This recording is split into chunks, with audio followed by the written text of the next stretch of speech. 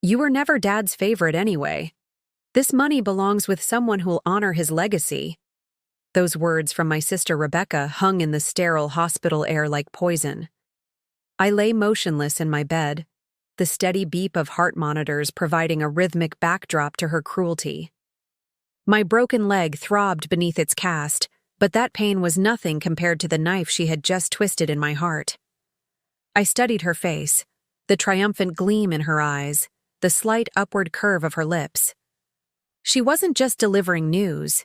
She was savoring this moment. Before we jump back in, tell us where you're tuning in from, and if this story touches you, make sure you're subscribed, because tomorrow I've saved something extra special for you.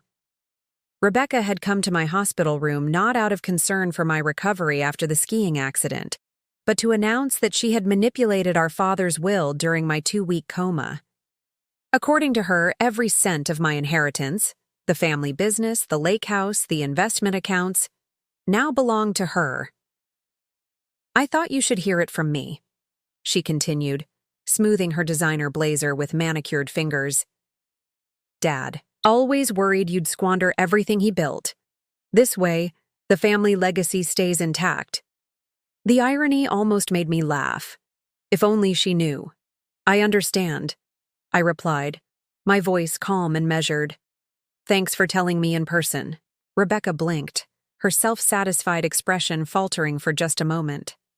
She had expected tears, outrage, begging, anything but this quiet acceptance. That brief flicker of confusion in her eyes was the first indication that she had severely underestimated me.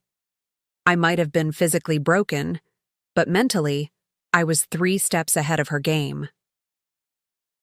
When she left, clicking down the hospital corridor in her expensive heels, I finally allowed myself a small smile. Rebecca thought she had executed the perfect betrayal. She had no idea that 6 months earlier, I had already moved every valuable asset out of our father's estate. The lake house she thought she'd claimed, transferred to a trust she couldn't touch.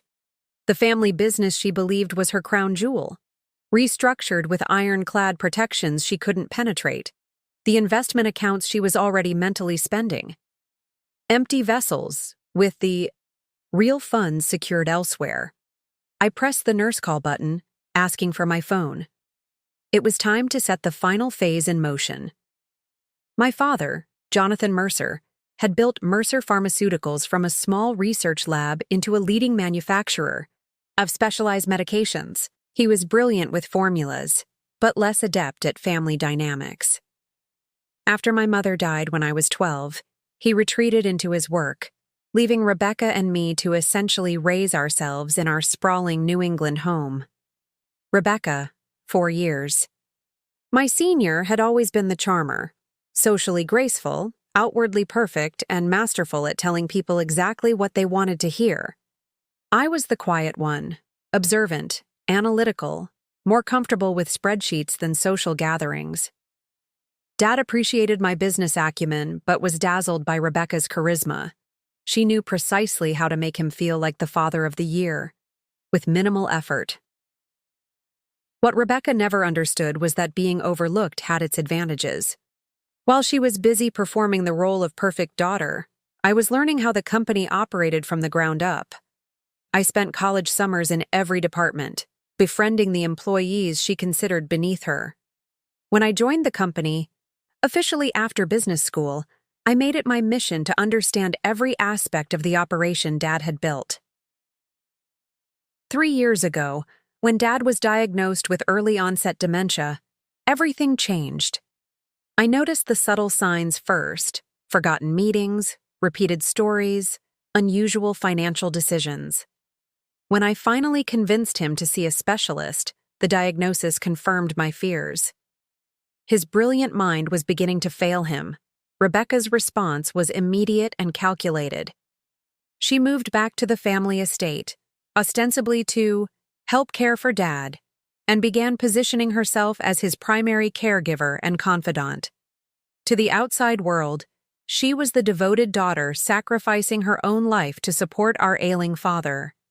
Behind closed doors, she was systematically isolating him from everyone else, including me. At first, I tried reasoning with her.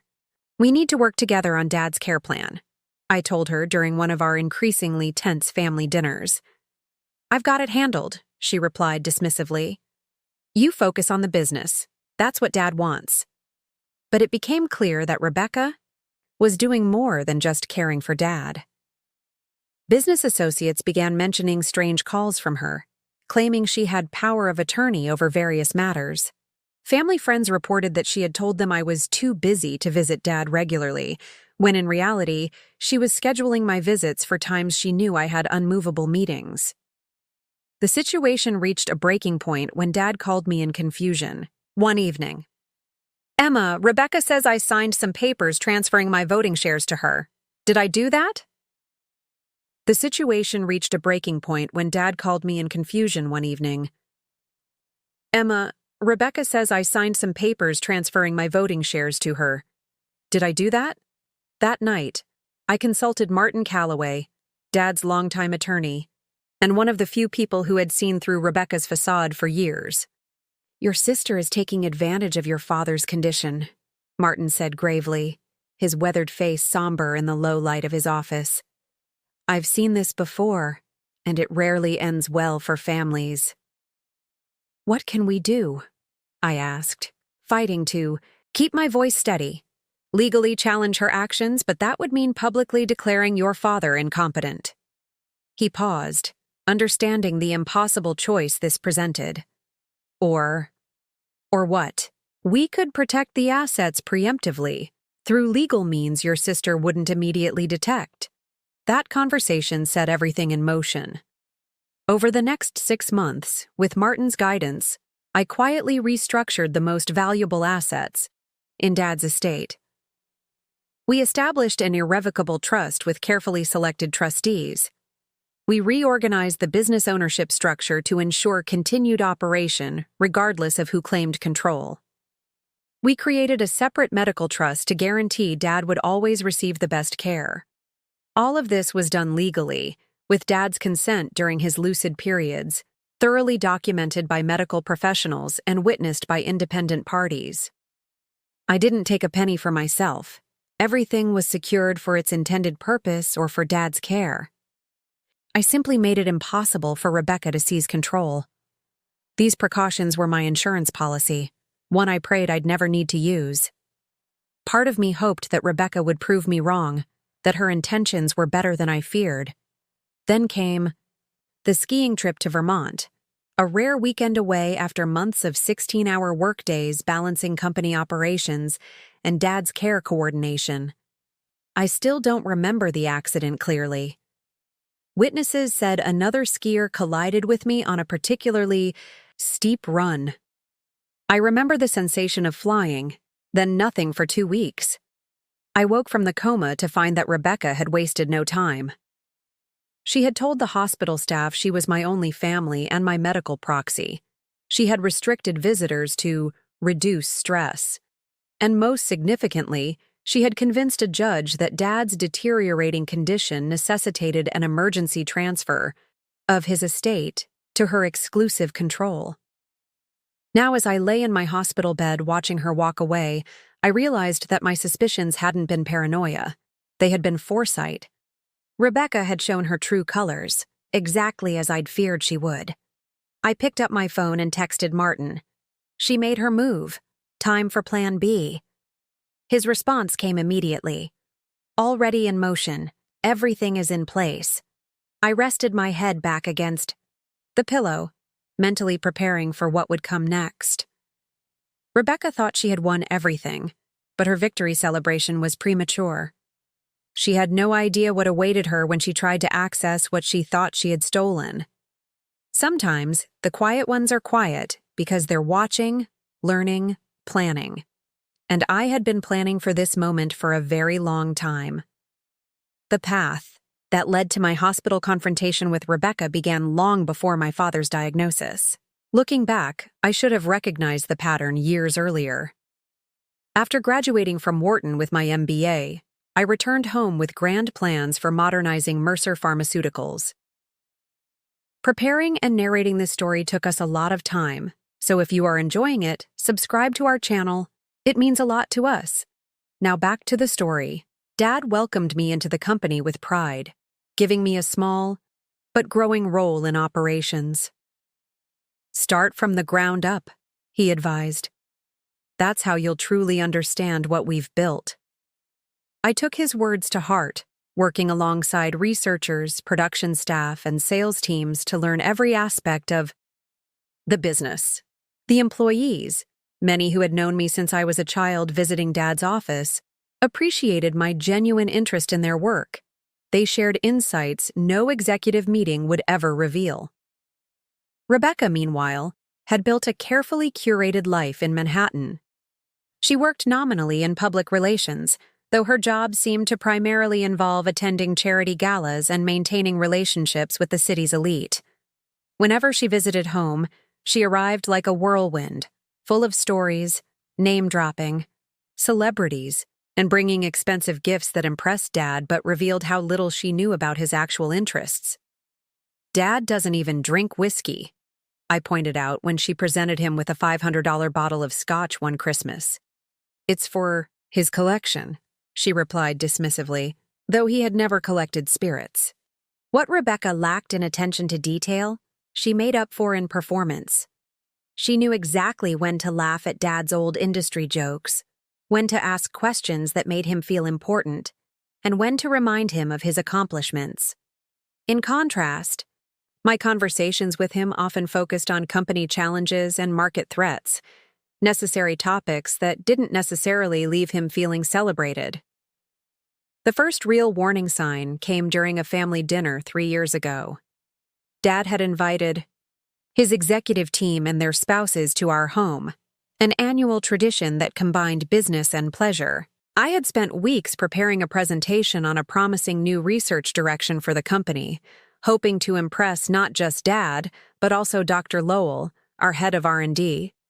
Minutes before I was scheduled to speak, Rebecca cornered me in the kitchen. "Emma, I think you should wait on your presentation," she said, refilling her wine glass. "Dad mentioned he's tired tonight. Maybe email it tomorrow instead." Something in her too casual tone raised my suspicions. "He specifically asked me to present tonight." She shrugged. "I just spoke with him. He's changed his mind but didn't want to disappoint you." Trusting her, a mistake I wouldn't repeat, I agreed to postpone. Later, I overheard Rebecca telling Dad that I had decided not to present because the research isn't ready yet. Before I could correct this mischaracterization, she smoothly transitioned to introducing her boyfriend at the time, a venture capitalist who spent the rest of the evening pitching Dad on investments unrelated to pharmaceuticals. The pattern repeated with increasing frequency. Important emails I sent to Dad would go accidentally to his spam folder. Meetings I scheduled would be mistakenly overwritten in his calendar. Documents I left for his review would mysteriously disappear, only to be found by Rebecca after. Decisions had already been made. These incidents seemed like annoying coincidences until Dad's diagnosis. After that, they revealed themselves as rehearsals for the main event. Dad's decline was both gradual and sudden, the way ice appears solid, until the moment you fall through. Some days he was perfectly lucid, discussing complex molecular formulations and remembering conversations from weeks prior. Other days, he would ask the same question repeatedly, or mistake me for my mother. His doctor explained that this fluctuation was typical. "He'll have good days and bad days," Dr. Peterson said gently. "The good days may give you false hope, but the overall trajectory is unfortunately predictable." What the doctor didn't warn us about was how this condition could be exploited by someone with ulterior motives. Rebecca moved back home with remarkable speed after the diagnosis, giving up her Manhattan apartment and installing herself in our father's wing of the house. "It just makes sense," she explained to me over coffee one morning, her voice reasonable and concerned. "Someone needs to be with him constantly, and you have the company to run." Her logic seemed sound. I was working 14-hour days maintaining operations while simultaneously researching experimental treatments for Dad's condition. Having Rebecca handle his day-to-day care appeared to be the perfect solution. Within weeks, however, she had established new household rules. Dad's longtime housekeeper, Maria, who had been with our family for 20 years, was dismissed for repeatedly upsetting Dad with her forgetfulness, though Maria later called me in tears, explaining that Rebecca had deliberately changed Dad's routines and then blamed Maria when he became confused. Next, Rebecca hired a new private nurse, dismissing the one recommended by Dr. Peterson. The new nurse, Heather, reported exclusively to Rebecca and seemed perpetually unable to accommodate my visits during her shifts. "He needs consistency," Rebecca explained when I confronted her. "Your unpredictable schedule upsets him." The most alarming change was Dad's sudden isolation from his oldest friends. Chester Williams, his college roommate and fishing companion, for 40 years called me concerned. "I've tried visiting Jonathan 4 times in the past month," Chester said, his normally booming voice subdued. "Each time Rebecca says he's resting or having a bad day. Is he really doing that poorly?" He wasn't. In fact, I had seen him the previous weekend during one of his good days, when Rebecca had traveled to New York for what she described as meetings about Dad's care. He had specifically asked about Chester, wondering why his friend hadn't visited. Recently, the pattern became clear. Rebecca was systematically cutting Dad off from everyone except herself. More disturbingly, she was using his intermittent confusion to rewrite reality, telling him that people weren't visiting because they were uncomfortable with his condition, when in truth she was turning them away. I tried addressing this directly during one of our increasingly rare family dinners. "Dad needs his support network," I argued. "His friends bring him joy and stimulation. The doctor said maintaining social connections is crucial for cognitive health." Rebecca's expression was a perfect blend of patience and pity. "Emma, you're not here during his episodes. Yesterday, Chester's visit triggered a major setback. Dad didn't recognize him and became extremely agitated. Dr. Williams agrees that limiting unfamiliar visitors is best right now." "Dr. Williams?" I asked, confused. "Dad's neurologist is Dr. Peterson." A flicker of annoyance crossed her face before she recovered. "Yes, Dr. Williams is the specialist I consulted for a second opinion. He's written several books on dementia care." Later that night, I searched for this Dr. Williams. He didn't exist, at least not as a dementia specialist with published works. When I confronted Rebecca with this information the next morning, she dismissed it with a wave. I misspoke. "It's Dr. Williamson. You're missing the point, Emma. Dad needs consistency and calm, not interrogations about his medical team." That night, I called Martin Calloway. I had known him my entire life. He was more than Dad's attorney. He was a family friend who had helped draft my first business proposal when I was 16. If anyone would give me honest advice, it would be Martin. We met at his office after hours, the downtown streets quiet except for the occasional passing car. Martin listened carefully as I detailed Rebecca's behavior, his expression growing increasingly troubled. "I know how this sounds," I concluded. "Like I'm paranoid or jealous, but something isn't right." Martin removed his glasses, rubbing the bridge of his nose. "It doesn't sound paranoid to me, Emma. It sounds like textbook undue influence. I've seen this pattern before, particularly with vulnerable individuals with significant assets." "What should I do?" "I don't want to upset Dad with accusations. First, we document everything. Next, we quietly review your father's current legal and financial situation. And most importantly," he leaned forward, his voice firm, "we create safeguards while we still can." As I left Martin's office that night, a weight lifted from my shoulders. I wasn't imagining things, and I wasn't alone in my concerns. What I didn't realize then was that Rebecca's manipulation had only just begun, and that our countermeasures would need to be executed with perfect precision to protect everything our father had built. The morning after my meeting with Martin, I arrived, At the office earlier than usual, the Mercer Pharmaceuticals headquarters, a sleek glass building my father had designed himself, was mostly empty, with only the night security guard nodding as I passed through the lobby. In the quiet of my office, I created a detailed timeline of Rebecca's behavior since Dad's diagnosis.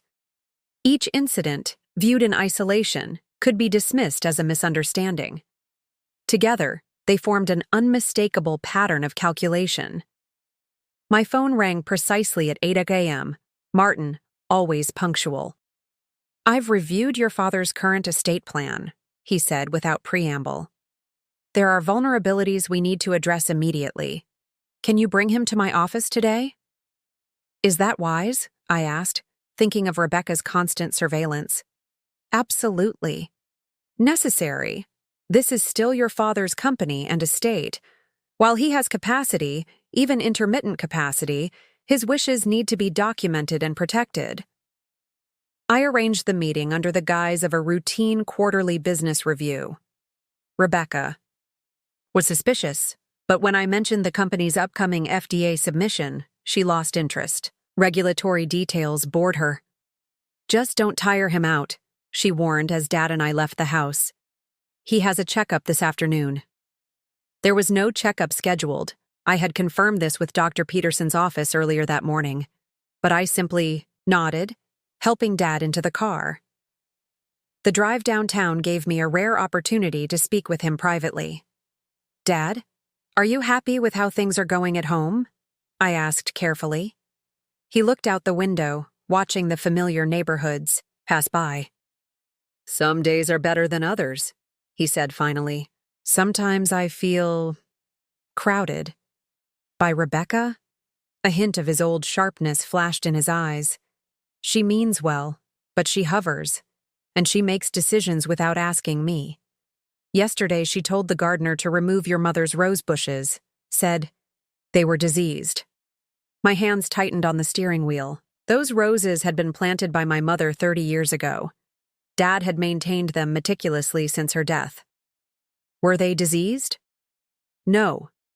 His voice was certain. They were blooming beautifully last week. At Martin's office, the receptionist immediately showed us into the conference room where Martin waited with another man I didn't recognize. "Jonathan, Emma, this is Dr. Harold Winters. He's a geriatric psychiatrist specializing in cognitive assessment." Dad's expression darkened. "I've already been assessed, Martin." "This is different," Martin explained gently. "Dr. Winters is here to establish your current decision-making capacity, legally speaking." For the next hour, Dr. Winters engaged Dad in a series of conversations and exercises designed to evaluate his cognitive function. I sat quietly, witnessing both the clarity of his good moments and the confusion that occasionally clouded his thoughts. When Dr. Winters stepped out to compile his notes, Martin turned to Dad. "Jonathan, are you aware that Rebecca has been making changes to your estate plan?" Dad frowned. "She's helped me organize some papers." "Has she asked you to sign documents?" "Some. For medical things, I think." His frown deepened. "And something about the lake house." Martin and I exchanged glances. The lake house in New Hampshire had been our family's retreat for generations, and one of our most valuable assets. "Jonathan," Martin said carefully, "today I want to help you protect what matters most to you. If you're willing, we can create some safeguards that ensure your wishes are honored, regardless of what happens with your health." Dad looked at me, then back at Martin. "Like what?" "An irrevocable trust for your most important assets. A clear succession plan for Mercer Pharmaceuticals, and medical directives that can't be overridden without significant legal review." Dr. Winters returned and confirmed what we already knew. Dad was experiencing cognitive fluctuations but currently demonstrated sufficient capacity to make informed legal decisions. With this professional assessment documented, we proceeded.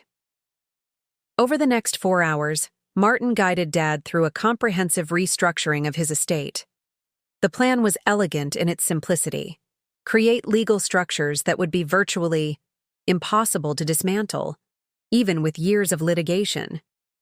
The family lake house was transferred to a conservation trust, ensuring it would remain in the family for generations but could never be sold or leveraged. The bulk of Dad's liquid assets were moved into a newly established foundation dedicated to Alzheimer's research. Mercer Pharmaceuticals' ownership was reorganized, with voting shares distributed among a carefully selected board of longtime executives who understood Dad's vision for the company. Most importantly, Dad's medical care was secured through an independent trust with multiple trustees, including Dr. Peterson, Martin, and myself. This arrangement ensured that no single person, not even me, could make unilateral decisions about his treatment. "What about Rebecca?" Dad asked as we finalized the documents. Despite everything, he still worried about his eldest daughter. "She'll receive her inheritance," Martin assured him, "but she won't be able to control yours." As we drove home that afternoon, Dad seemed lighter somehow. "I've been worried," he admitted quietly. "About the business? About the house? About you and Rebecca?" "You don't need to worry anymore," I told him, reaching over to squeeze his hand. "Everything is taken care of." "Rebecca won't like this," he said, a moment of perfect lucidity in his eyes. "No," I agreed. "She won't. She's always been determined, like your mother." He gazed out the window again. "But you have my backbone." I smiled at the unexpected compliment. "We'll be okay, Dad, I promise." What I didn't tell him was that our work had just begun. Over the next 3 months, Martin and I executed a meticulous plan to secure every aspect of Dad's legacy. We updated his medical directives, ensuring Rebecca couldn't override his wishes about experimental treatments. We restructured company leadership to create checks and balances. We even established a separate legal entity to manage the intellectual property Dad had developed over his career. Each measure was designed with a single purpose: to protect Dad's wishes, even as his ability to express them diminished. Everything was done legally, ethically, and with proper documentation. We weren't disinheriting Rebecca. She would still receive her fair share. We were simply ensuring she couldn't take more than that. The final step was perhaps the most difficult. I needed to ensure that I, too, couldn't abuse these protections. Working with Martin, I established independent oversight for every entity we created. Whatever happened, Dad's legacy would be preserved according to his true wishes, not anyone else's ambitions. As winter approached and Dad's condition continued its uneven decline, I felt a bittersweet satisfaction. The safeguards were in place. Now we just had to hope we wouldn't need them. Rebecca's first direct attack came 3 weeks after we established the trusts. I was reviewing quarterly projections in my office when my assistant buzzed to announce an unexpected visitor. Vernon Harris, the bank manager who had handled the Mercer family accounts for over a decade. "Emma," he said as he entered, his normally affable expression replaced with concern. "I apologize for dropping in unannounced, but I felt this warranted immediate attention." He placed a document on my desk, a power of attorney form supposedly signed by my father, granting Rebecca exclusive control over his primary accounts. "This was submitted yesterday," Vernon explained. "The signature seemed inconsistent with your father's usual hand. Our policy requires verification when significant changes are requested." I studied the document, anger building as I noted the barely passable forgery of Dad's signature. The tremor that had developed in his right hand over the past year was conspicuously absent. "This is not my father's signature," I confirmed, and he executed a different power of attorney arrangement last month. I retrieved a copy from my files, showing the carefully structured financial oversight committee we had established. Vernon's relief was visible. "I thought as much. We'll reject this request, of course." "Please keep this incident confidential for now," I requested. "And if my sister submits any further documents, I'll contact you directly," he promised. That evening, I called Martin to update him. my voice tight with controlled fury. "She's getting desperate," he observed. "This is good, in a way. It means she's discovered the new trust arrangements." "What happens when she confronts me?" I asked. "She probably won't," Martin replied. "A direct confrontation would force her to admit what she's been doing. More likely, she'll try more subtle approaches first." He was right. The next day, Rebecca suggested we host a small dinner for Dad's closest advisors to discuss his ongoing care. Dr. Peterson mentioned some promising experimental treatments. She explained over breakfast, her voice casual as she stirred her coffee. "But they're expensive. We should discuss liquidating some assets to cover the costs."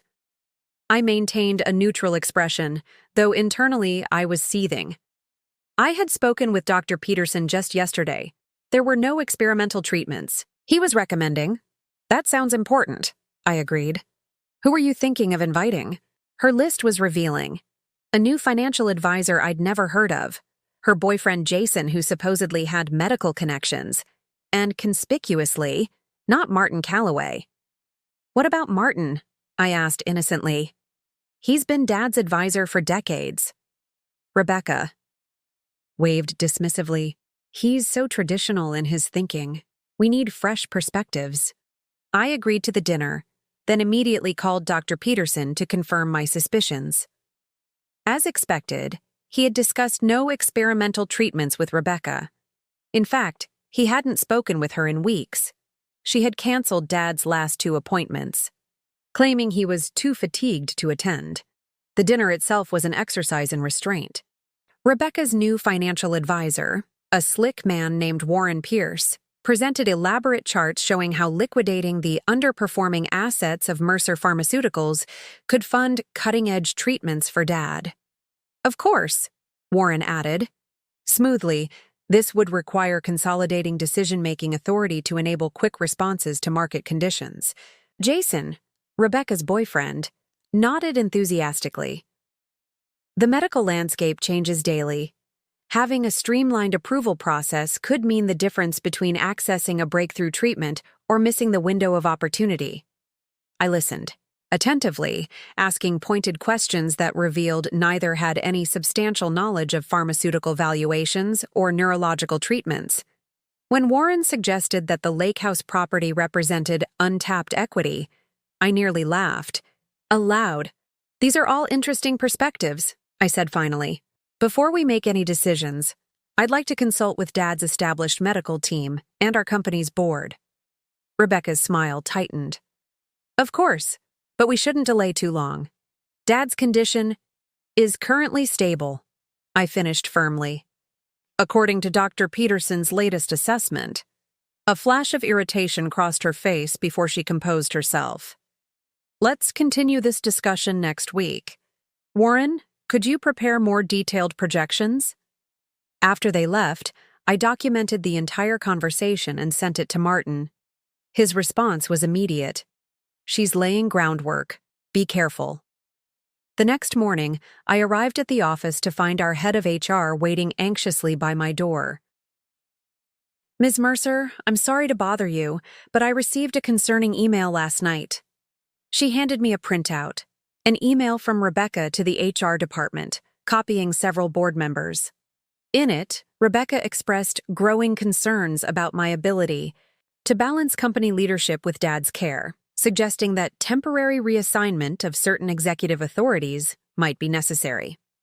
"She has no authority to request this," I said calmly, though my pulse was racing. "I know," the HR director assured me, "but she copied 3 board members, and they've been asking questions." This was a more sophisticated attack, attempting to undermine my professional standing while simultaneously positioning herself as the concerned caretaker. I spent the morning calling board members, carefully explaining the situation without directly accusing Rebecca of manipulation. By afternoon, the immediate crisis was contained, but I knew Rebecca was escalating. That night, I installed security cameras in Dad's home office and upgraded the locks on the filing cabinets containing his personal documents. I also scheduled daily check-ins with his medical team and house staff. creating a communication network that would alert me to any unusual activity. 2 days later, I received an urgent call from Maria, Dad's former housekeeper whom I had quietly rehired as a part-time helper. "Miss Emma," she whispered, her voice tense. "Your sister has been going through your father's office all morning. She seems very angry, throwing papers and making calls. Is Dad there?" "No, she sent him to the garden. With the nurse. He doesn't know what's happening." "Thank you, Maria. Please keep an eye on him, but don't confront Rebecca." I ended the call, a strange calm settling over me. The storm was coming. Rebecca had clearly discovered that her access to Dad's assets had been restricted. Now it was only a matter of time before she confronted me directly. That evening, as I worked late at the office preparing for the inevitable showdown, my assistant forwarded an email that confirmed my worst fears. Rebecca had scheduled an emergency board meeting for the following week, without my knowledge, with a single agenda item: leadership transition due to family medical crisis. She was making her move to take control of the company. But what she didn't know was that I had prepared for this moment since the day Dad was diagnosed. The stage was set. The protections were in place. Now we would see if they would hold. The day before Rebecca's unauthorized board meeting, a rare December snowstorm blanketed the city. I left the office early, intending to check on Dad before the roads became impassable. As I pulled into our long driveway, I noticed an unfamiliar car parked near the entrance, a black sedan with rental plates. Inside, the house was unnaturally quiet. I found Maria in the kitchen, her expression tense. "Your sister has visitors," she whispered. "In your father's study. They've been there for hours." "Is Dad with them?" She shook her head. "He's resting upstairs. The nurse gave him something to help him sleep, a medication I hadn't authorized." My anger flared, but I kept my voice steady. "Who are these visitors?" "A man in an expensive suit. He had many papers. And another man who looks like a doctor, but not Dr. Peterson." I thanked Maria and made my way silently toward Dad's study. The door was partially open, voices drifting into the hallway. "The assessment needs to be conclusive," Rebecca was saying. "There can't be any ambiguity about his capacity." "Based on my preliminary evaluation, I can certainly attest to significant cognitive impairment," an unfamiliar male voice replied. "But a formal declaration of incompetence requires more substantial documentation." "Whatever it costs," Rebecca insisted. "The board meeting is tomorrow, and I need to show that Emma's control over his medical decisions is inappropriate." I heard enough. I pushed the door open, entering with deliberate calm. 3 pairs of eyes turned to me in surprise. Rebecca, a silver-haired man with a medical bag, and a younger man clutching a leather portfolio. "Emma!" Rebecca recovered quickly, her smile not reaching her eyes. "You're home early.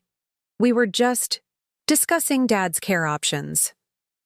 With a doctor I don't recognize, and without consulting his established medical team," I observed, my tone glacial. I turned to the supposed physician. "You are?" The man cleared his throat uncomfortably. "Dr. Vaughn Mitchell. I specialize in geriatric assessments for court cases determining competency," I finished. "I'm familiar with the process." "And you," I addressed the younger man, "would be the lawyer preparing to file for guardianship, I presume?" The lawyer glanced nervously at Rebecca, who had abandoned all pretense of pleasantry. "This is a private consultation," she said coldly. "One that's necessary because you've been making decisions without proper authority." I laughed, the sound sharp in the tension-filled room. "That's an interesting accusation coming from someone who forged our father's signature on a power of attorney document." The lawyer's eyebrows shot up and he began gathering his papers. "Perhaps we should reschedule," he murmured to Rebecca. "No," she snapped. "Emma is exaggerating. Vernon Harris is an old family friend who misunderstood a routine transaction." A routine transaction that would have given you sole control over Dad's primary accounts? I challenged. Just like this routine consultation is meant to declare him incompetent so you can overturn the trust he established, Dr. Mitchell stood abruptly. I wasn't informed about any disputed legal matters. I can't conduct an evaluation under these circumstances. You'll be well compensated, Rebecca insisted, her composure slipping. The doctor shook his head. Not enough to risk my license. He gathered his bag and nodded to me. Ms. Mercer, I apologize for the intrusion. After he left, the lawyer made a similar hasty exit, muttering about conflict of interest and insufficient disclosure. Rebecca and I faced each other across Dad's mahogany desk, the desk where he had built Mercer Pharmaceuticals from ambitious plans to industry reality. What did you do? She demanded, her voice trembling with rage. The lake house, the accounts, the company shares, they're all locked in trusts I can't access. Even Dad's medical decisions require multiple approvals. Dad put those protections in place, I replied evenly. With full legal capacity, verified by an independent specialist.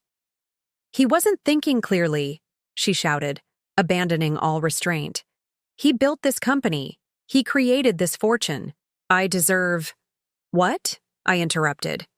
What exactly do you deserve, Rebecca? To liquidate the company he spent his life building? To sell the lake house where we spent every summer as children? To make medical decisions for him based on invented experimental treatments? Her face flushed. You've always been jealous of my relationship with Dad. This is your revenge, using his condition to take control. I protected his legacy, I corrected her. From you. The board won't stand for this, she threatened. Tomorrow they'll see. The board meeting is canceled, I informed her calmly. I spoke with each member personally this afternoon. They're quite concerned about your unauthorized attempt to call an emergency session, particularly when I shared documentation of your recent activities. For the first time, uncertainty flickered across her face. What documentation? I gestured toward the ceiling corner where a small security camera had been recording our entire conversation. That, plus the forged financial documents, the fraudulent medical consultations, the canceled doctor appointments, all of it, Rebecca. She stared at the camera, then back at me, calculation replacing shock. You can't prove intent? I don't need to. The trusts Dad established are legally ironclad. Your attempts to circumvent them only strengthen our case that they were necessary.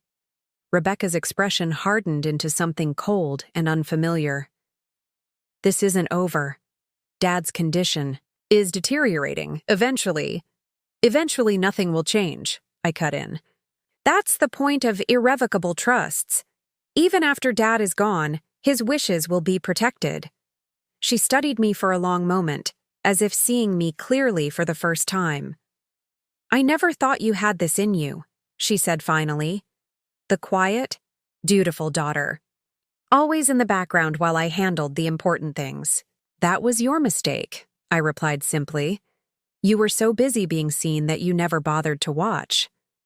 Rebecca gathered her coat and purse, her movements precise and controlled once more. At the door, she paused. One bad moment, Emma. One mistake in running the company. One questionable decision about Dad's care. That's all I need. I'll be watching. After she left, I sank into Dad's chair, the adrenaline of confrontation giving way to bone-deep exhaustion. I had prepared for this moment, anticipated every move Rebecca might make, and still the reality of facing my sister's naked ambition had shaken me. I checked the security feed to ensure Dad was sleeping peacefully, then called Martin to update him on the confrontation. She'll regroup and try again, he warned after I recounted the evening's events. I know, I sighed. But the immediate crisis is averted. The board is solidly behind me, and her attempt to have Dad declared incompetent has failed. For now, Martin cautioned. Rebecca has never been one to accept defeat easily. How prophetic those words would prove to be. Because 3 days later, while driving to meet a potential research partner in Vermont, My car hit a patch of black ice on a mountain curve. The last thing I remember was the guardrail giving way, the sickening sensation of falling, and a single thought: what will happen to Dad now? Consciousness returned in fragments: beeping monitors, hushed voices, the antiseptic smell of hospital sheets. I tried to open my eyes, but my lids felt impossibly heavy. Time had no meaning. I floated in and out of awareness, catching snippets of medical jargon that my foggy brain couldn't process. Multiple fractures, internal bleeding, medically induced coma. In my more lucid moments, I wondered about Dad. Was Rebecca taking advantage of my absence? Had all my careful preparations been enough? But these thoughts slipped away, as medication pulled me back into dreams where I was falling endlessly down a snow-covered mountainside. I later learned that my car had plunged nearly 40 feet off the mountain road. A passing truck driver had spotted the wreckage and called emergency services. The rescue team had worked for hours in the freezing cold to extract me from the crumpled vehicle. By all medical assessments, my survival was miraculous. 2 weeks passed before I fully regained consciousness. The first face I saw was a nurse's, middle-aged with kind eyes above her mask. "Welcome back," she said, adjusting my IV. "You've been through quite an ordeal." My throat felt like sandpaper. "How long?" I managed to rasp. 14 days in intensive care. You had us worried. 14 days. 2 weeks during which Rebecca had free rein. Panic surged through me, setting off alarms on the monitoring equipment. "Easy now," the nurse cautioned. "Your body's been through trauma. You need to stay calm." "My father," I whispered urgently. "I need to call about my father." "Your sister has been managing family matters," she assured me, misinterpreting my concern as relief. "She's been here every few days checking on you. Would you like me to call her?" "No." The force of my response surprised even me. "My phone. I need my phone." She hesitated. "Hospital policy limits phone use in the ICU. Perhaps tomorrow when—" "Please," I interrupted, struggling to keep my voice steady. "It's an emergency. Family business." Something in my expression must have convinced her. She retrieved my personal effects from a cabinet, including my phone, miraculously intact though the screen was cracked from the impact. The battery was dead. She found a charger, and the agonizing minutes while it powered up felt like hours. As soon as the screen illuminated, notifications flooded in. Dozens of missed calls, messages, emails. Most were from Martin Calloway. With trembling fingers, I called him. He answered on the first ring. "Emma?" Thank God. The hospital wouldn't. "Tell me anything since I'm not family." "Martin," my voice broke. "Dad, is he?" "He's okay," Martin assured me quickly, physically at least. "But there have been developments." He explained that within days of my accident, Rebecca had moved, swiftly. She told the board I was not expected to survive, creating a leadership vacuum that needed immediate filling. She'd presented falsified medical reports, suggesting Dad's condition had dramatically worsened, necessitating more aggressive intervention. "She tried to challenge the trusts," Martin continued, "claiming your undue influence over your father. When that failed, she petitioned for emergency temporary guardianship, citing the extraordinary circumstances of your accident and your father's supposed rapid decline." My heart sank. Did she succeed? "Partially," Martin admitted. "Judge Winters granted her limited financial oversight, nothing that can touch the protected assets, but enough to give her access to his current accounts and medical decisions." I closed my eyes, fighting waves of nausea that had nothing to do with my injuries. "And Dad? Have you seen him?" "Only briefly. She's moved him to Lakeside Care Center, a facility specializing in memory care. The staff limits visitors to an approved list, which conveniently excludes most of his old friends and colleagues. But not you?" "I managed to get in once. claiming I needed his signature on legal documents. He seemed subdued. The staff said he's been adjusting to new medication. Alarm bells rang in my mind. What medication? Dr. Peterson had him on a very specific regimen. Dr. Peterson is no longer his physician. Rebecca brought in someone new, Dr. Raymond Lewis. I didn't recognize the name, which was concerning in itself. Dad's care team had been carefully selected from the best neurological specialists in the region. What about the company? I asked, dreading the answer. She's called for a vote of no, confidence, scheduled for next week, without you there to defend your position. The implication was clear. Rebecca was systematically dismantling everything I had worked to protect. I need to get out of here, I said, attempting to sit up. Pain shot through my body and the room spun alarmingly. Emma, you can't, Martin cautioned. From what I understand, your injuries are severe. You need time to heal. We don't have time, I argued, but even speaking left me exhausted and breathless. You've prepared for this, Martin reminded me gently. The most important assets are secure in the trusts. Rebecca can't touch the company's core patents or infrastructure. She can't sell the lake house. What she's gained is temporary control, not ownership. He was right, of course. The trusts we had established were designed to withstand exactly this kind of situation. Still, the thought of Rebecca having any power over Dad's care filled me with dread. We need to document everything, I said finally. Every decision she makes, every change to his treatment, every company action she takes. When I'm recovered enough to challenge her, I want a complete record. Already happening, Martin assured me. I have Chester Williams visiting your father. Weekly as an old friend, Rebecca hasn't realized he's reporting back to me, and I've cultivated sources within the company who keep me informed. This gave me a small measure of comfort. And the board meeting? I'm working on it, Martin said. Several board members have expressed concerns about the hastiness of Rebecca's actions. They might be persuaded to postpone the vote. A nurse appeared at my door, frowning at the sight of my phone. Ms. Mercer, you need to rest now. I nodded reluctantly. Martin, I have to go. Keep me updated and tell Chester. I paused, emotion threatening to overwhelm me. Tell him thank you. After ending the call, I surrendered to the nurse's ministrations, allowing her to adjust my medication and check my vital signs. As drowsiness began to overtake me again, I forced myself to think clearly through the fog. Rebecca believed she had won. She thought my accident had given her the opening she needed to seize everything. What she didn't realize was that I had planned for contingencies far worse than this. The most crucial protections remained intact. As I drifted back to sleep, I made a silent promise to my father. This was not over.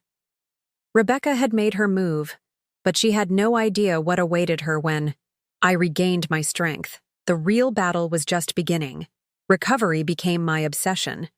Each day in the hospital was a day Rebecca strengthened her position. Each hour spent in physical therapy was an hour she could be influencing the board or altering Dad's care. My body had betrayed me with its weakness, and I was determined to overcome it through sheer force of will. Dr. Miranda Shaw, my lead physician, watched with growing concern as I pushed myself beyond recommended limits. The human body doesn't heal on your schedule, Emma, she cautioned after finding me attempting to walk unassisted just 3 days after regaining consciousness. Your pelvis was fractured in 2 places. Your lung was punctured. You had a severe concussion. Recovery takes time. Time is exactly what I don't have, I replied, gripping the bed rail as pain radiated through my lower body. Dr. Shaw studied me thoughtfully. This isn't just about physical recovery, is it? Something in her direct gaze broke through my defenses. I explained the situation with Dad and Rebecca, the manipulation, the trusts, the ongoing battle for control that was happening while I lay helpless in a hospital bed. To my surprise, Dr. Shaw didn't dismiss my concerns.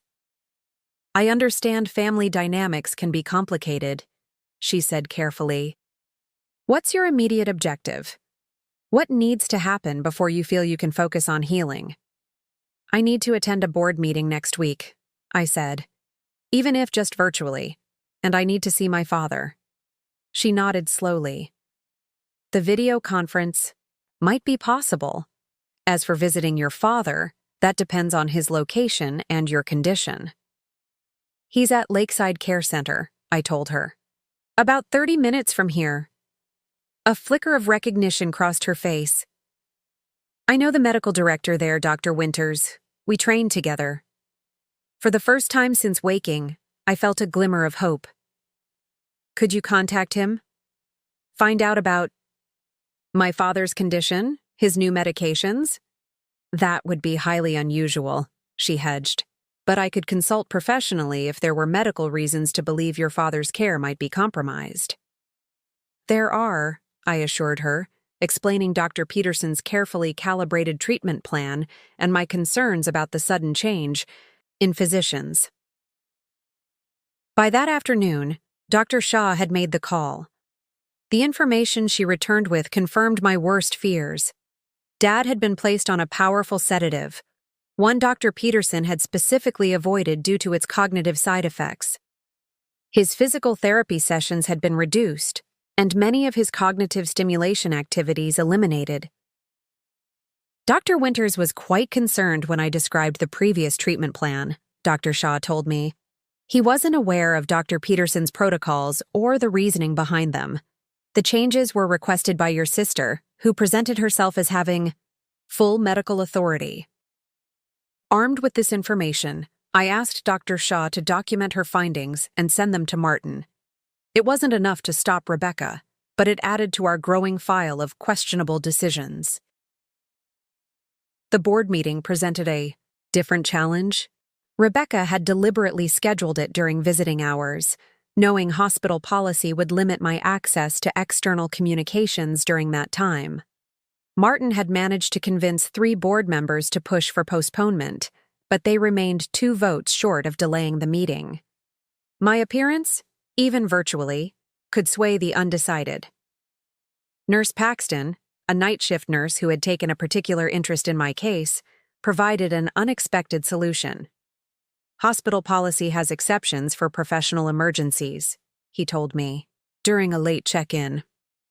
"If you can get your doctor to approve it as therapeutic for your recovery, you could use the conference room on the 3rd floor. It has privacy and better internet than the patient rooms." With Dr. Shaw's support, she agreed that the mental strain of missing the meeting could impede my physical recovery. The arrangement was approved. Martin coordinated with the board secretary to ensure I would receive the video link. The day. Before the meeting, I received an unexpected visitor. Karen Chen, our company's chief research officer and a longtime colleague, appeared in my doorway carrying a small potted orchid. "You look better than the rumors suggested," she observed. "Riley," I managed a smile. Reports of my demise were greatly exaggerated. Karen set the plant down and took a seat beside my bed, her expression turning serious. "Rebecca has been aggressive in her approach. She's telling everyone your injuries are catastrophic, with long-term cognitive impairment likely. This didn't surprise me. And the board is believing her? Some are. Others are skeptical but concerned about leadership continuity." Karen leaned forward. "Emma, she's already making changes. She's proposing to sell the Princeton research facility and license out the ME247 patent." I sat up straighter, ignoring the pain the sudden movement caused. The Princeton facility was where we conducted our most promising Alzheimer's research, work inspired directly by Dad's condition. And ME247 was a breakthrough compound Dad had personally developed, one with enormous long-term potential. "She can't sell Princeton without board approval," I said. "And ME247 is protected in the patent trust." Karen nodded. "She's framing the Princeton sale as a strategic consolidation and the ME247 licensing as a partnership opportunity. Some, Board members see it as forward thinking rather than liquidation. This was worse than I'd anticipated. Rebecca wasn't just grabbing for control, she was systematically dismantling Dad's most meaningful work. "I need you to do something for me," I said, lowering my voice. "In my office, second file cabinet, bottom drawer. There's a red folder marked Princeton Expansion. Bring it to the meeting tomorrow." "What's in it?"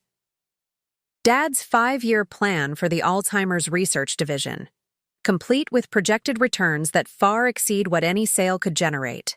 He finished it just before his diagnosis. It's in his handwriting with his signature. The board needs to see it." Karen agreed to retrieve the folder. After she left, I called Martin to brief him on this new development. "She's overreaching," he observed after I explained Rebecca's plans. "Trying to accomplish too much too quickly. We can use that." We spent the next hour refining our strategy for the board meeting. By the time we finished, I felt more prepared but physically exhausted. The effort of maintaining focus through pain and medication was taking its toll. That night, as I tried to sleep, my thoughts turned to Dad. Was he aware of what was happening? Did he understand that Rebecca had isolated him, changed his treatment? Was he looking for me, wondering why I hadn't visited? The thought of him confused and alone in an unfamiliar facility strengthened my resolve. Tomorrow's board meeting wasn't just about protecting the company or the inheritance. It was about keeping the promise I had made to Dad, that I would protect what mattered most to him, no matter what. With that determination firmly in mind, I finally drifted into an uneasy sleep, my dreams filled with boardrooms and mountain roads, with Rebecca's face morphing into something unrecognizable as she reached for things that weren't hers to take. The hospital conference room looked nothing like our sleek corporate boardroom, but it would have to suffice. Nurse Paxton had arrived early to help set up the video equipment, positioning the camera to show only my face and shoulders rather than the hospital bed I was still confined to. "Remember, you're limited to 90 minutes, he reminded me as he adjusted the monitor. Dr. Shaw was very specific about not exceeding that time frame. I nodded gratefully. "I'll make it count." Karen arrived 30 minutes before the meeting, clutching the red folder I had requested. She looked surprised at my appearance. I had convinced a hospital volunteer to help me with light makeup and had changed into a silk blouse Martin had brought from my condo. The effect wasn't exactly professional, but it was a far cry from the pale, injured patient I had been the day before. "You clean up well for someone with multiple fractures," Karen remarked. "Perception matters," I replied simply. "Rebecca's been painting me as incapacitated. I need to appear capable and in control." We reviewed the contents of the red folder together. Dad's meticulous plans for expanding the Princeton facility into a center for advanced neurological research, complete, with projected timelines and financial forecasts. His vision was clear and compelling, a perfect counter to Rebecca's proposal to sell the facility. At precisely 10 a.m., the video conference connected. I found myself facing the 12 members of Mercer Pharmaceuticals' board of directors, and Rebecca, who couldn't hide her shock at seeing me looking relatively composed. "Emma," she recovered quickly, her voice dripping with manufactured concern. "We had no idea you were well enough to join us. This is a pleasant surprise." "I wouldn't miss it," I replied evenly, "especially given the importance of today's agenda." Rebecca's smile tightened almost imperceptibly. As I was explaining to the board, "Your recovery requires our full support, which is why we need to move forward with these strategic decisions in your absence." "I appreciate the concern," I said, "but as you can see, I'm fully capable of participating in company governance. In fact, I've been briefed on all current projects and am prepared to discuss them today." Board Chairman Walter Davis, who had known Dad for 30 years, cleared his throat. "Emma, it's good to see you recovering.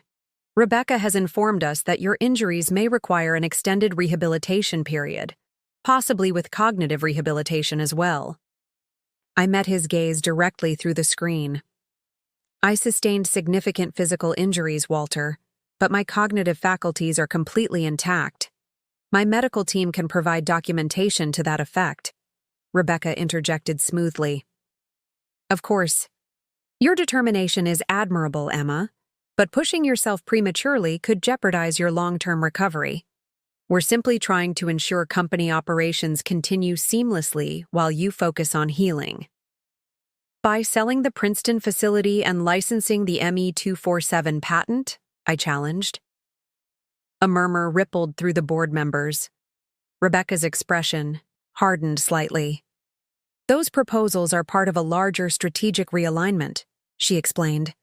"The Princeton facility represents a significant operational cost with uncertain returns. As for ME-247, licensing creates immediate revenue while retaining ownership." I turned to Karen, who slid the red folder toward the camera. "I'd like to present an alternative perspective," I said. "This is a comprehensive 5-year plan for the Princeton facility, developed by Jonathan Mercer himself shortly before his diagnosis." Karen began distributing digital copies to all board members. Rebecca's composure slipped momentarily as she recognized Dad's handwriting on the cover page. "Where? Did you get that?" she demanded. "From Dad's files," I replied calmly. "The plan demonstrates how the Princeton facility is positioned to become our primary research hub for neurological treatments, with projected returns far exceeding any one-time sale value." The board members began reviewing the document, several of them visibly impressed by the detailed projections. "This is quite thorough," noted Dr. Amelia Rodriguez, our most scientifically oriented board member. "Jonathan's approach integrates our existing research streams with emerging technology in a way that could significantly accelerate development timelines." Rebecca attempted to regain control of the narrative. "While my father's aspirations were admirable, this plan was developed before his condition deteriorated. It doesn't reflect current market realities or the company's immediate needs." "Actually," I countered, "the fundamentals remain sound. Karen and her research team have updated the financial projections as recently as last month, confirming the viability of the original concept." Karen nodded. "The potential return on investment has actually increased since Jonathan first developed this framework." For the next 45 minutes, we methodically dismantled Rebecca's proposals, contrasting her short-term liquidation strategy with Dad's long-term vision. Board members who had initially seemed receptive to Rebecca's ideas began asking increasingly skeptical questions about her plans. "It seems premature to divest from Princeton given these projections," Walter finally observed. "And regarding ME-247, I'm concerned about relinquishing control of such a promising compound." Rebecca's frustration was becoming visible. "These are temporary challenges requiring decisive action. Emma's accident has created uncertainty about leadership continuity." "My medical team projects a full recovery within 3 months," I interrupted. "During that time, I'm perfectly capable of fulfilling my duties remotely, with appropriate support from the executive team." Walter nodded thoughtfully. "Given this new information, I propose we table the decisions regarding Princeton and ME-247 until we can conduct a more thorough analysis comparing both approaches." Several board members voiced their agreement. Rebecca's carefully constructed narrative was unraveling before her eyes. As the meeting drew to a close, Rebecca made one final attempt. "There's also the matter of my father's ongoing care to consider. The medical trust Emma established has been creating obstacles to accessing necessary treatments. I had anticipated this angle. The trust was designed specifically to ensure Dad receives consistent, appropriate care based on medical best practices, not to restrict legitimate treatment options.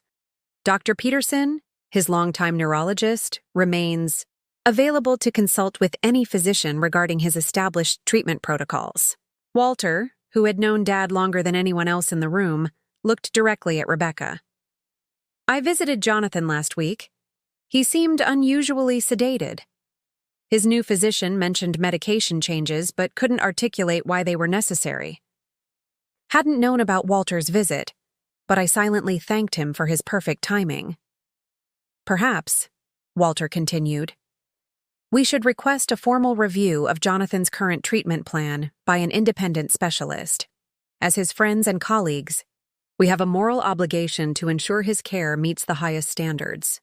Rebecca could hardly object without appearing callous. Of course, she agreed tightly. Dad's well-being is my highest priority. By the time the meeting concluded, Rebecca's momentum had been effectively halted.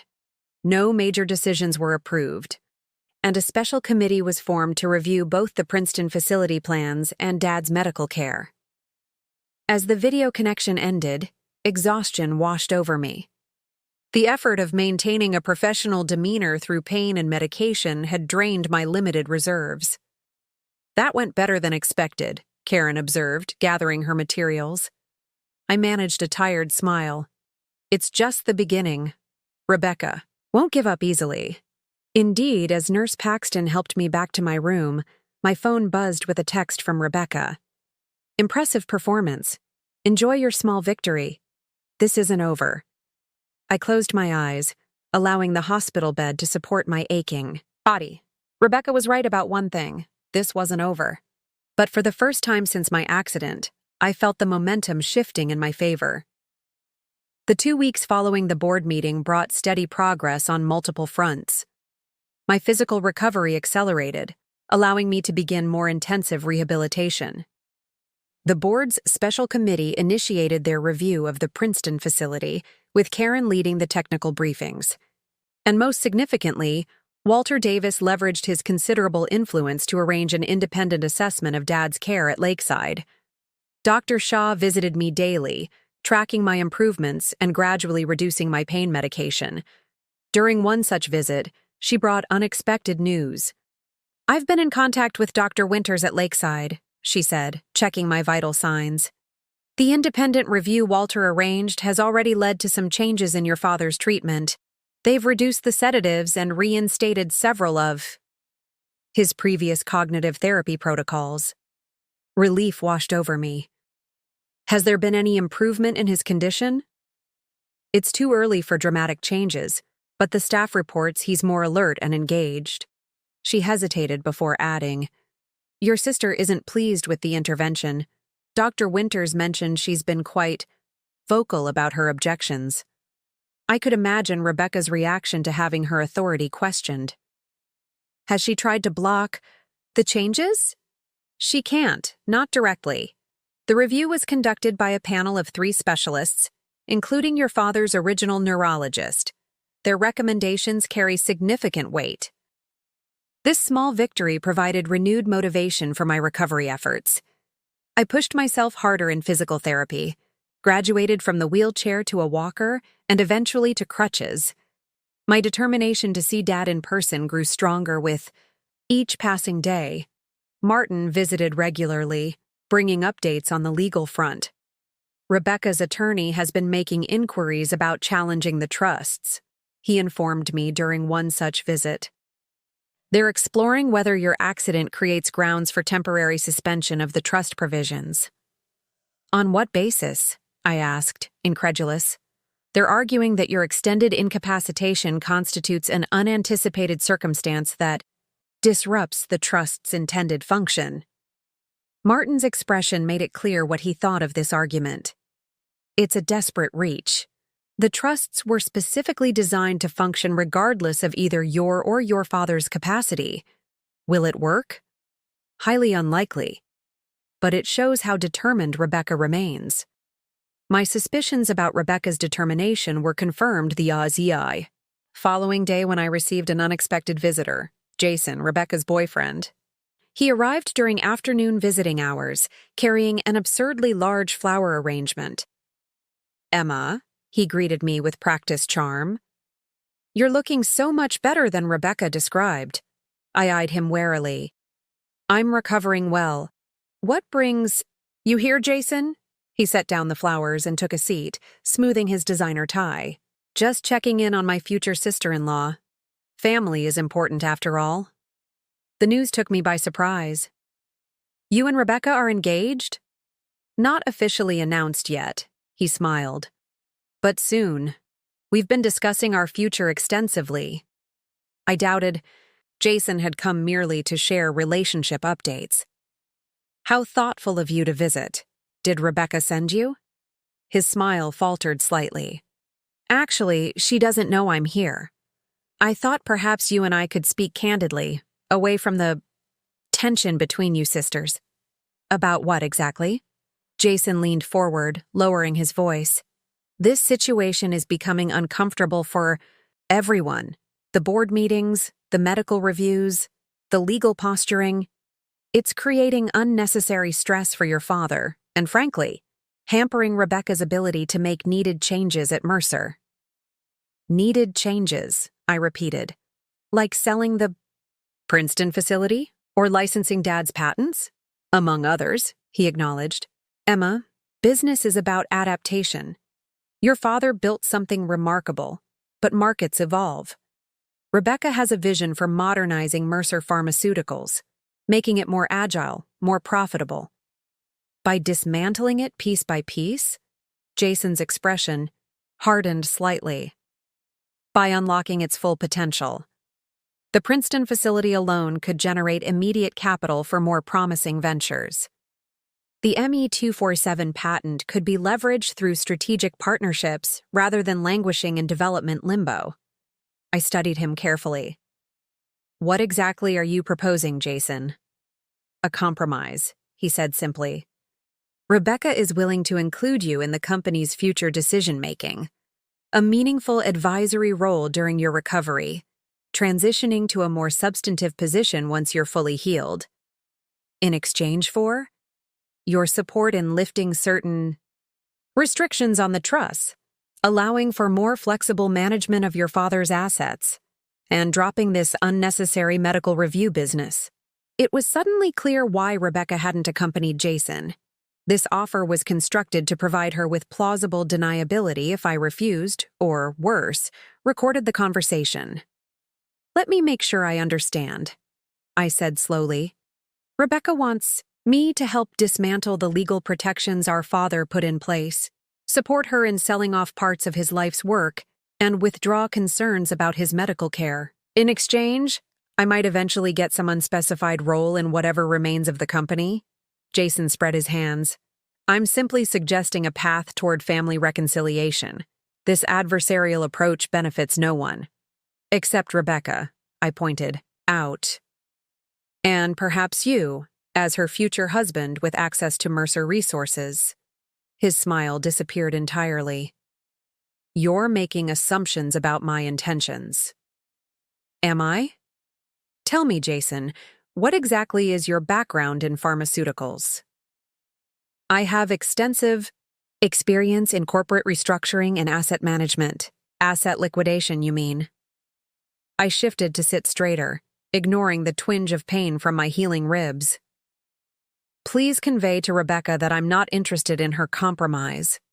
The trusts will remain intact, the medical review will continue, and the board will make decisions based on complete information rather than her selective presentations." Jason stood, his facade of friendly mediation evaporating. "This is disappointing, Emma. Rebecca hoped you might be reasonable." "I'm being entirely reasonable. I'm protecting my father's legacy and his care, exactly as he wanted."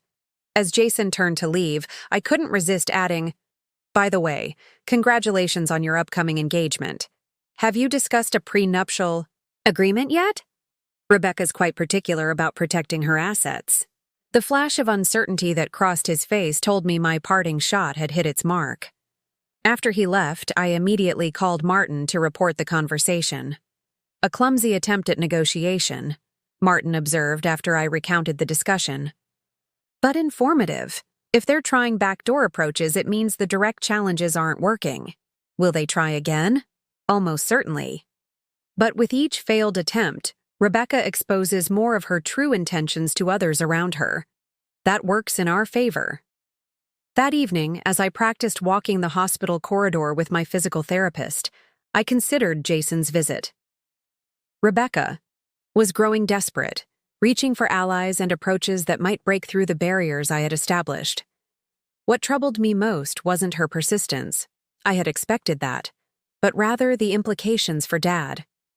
If Rebecca was willing to go to such lengths to gain control of company assets, how far might she go regarding his care?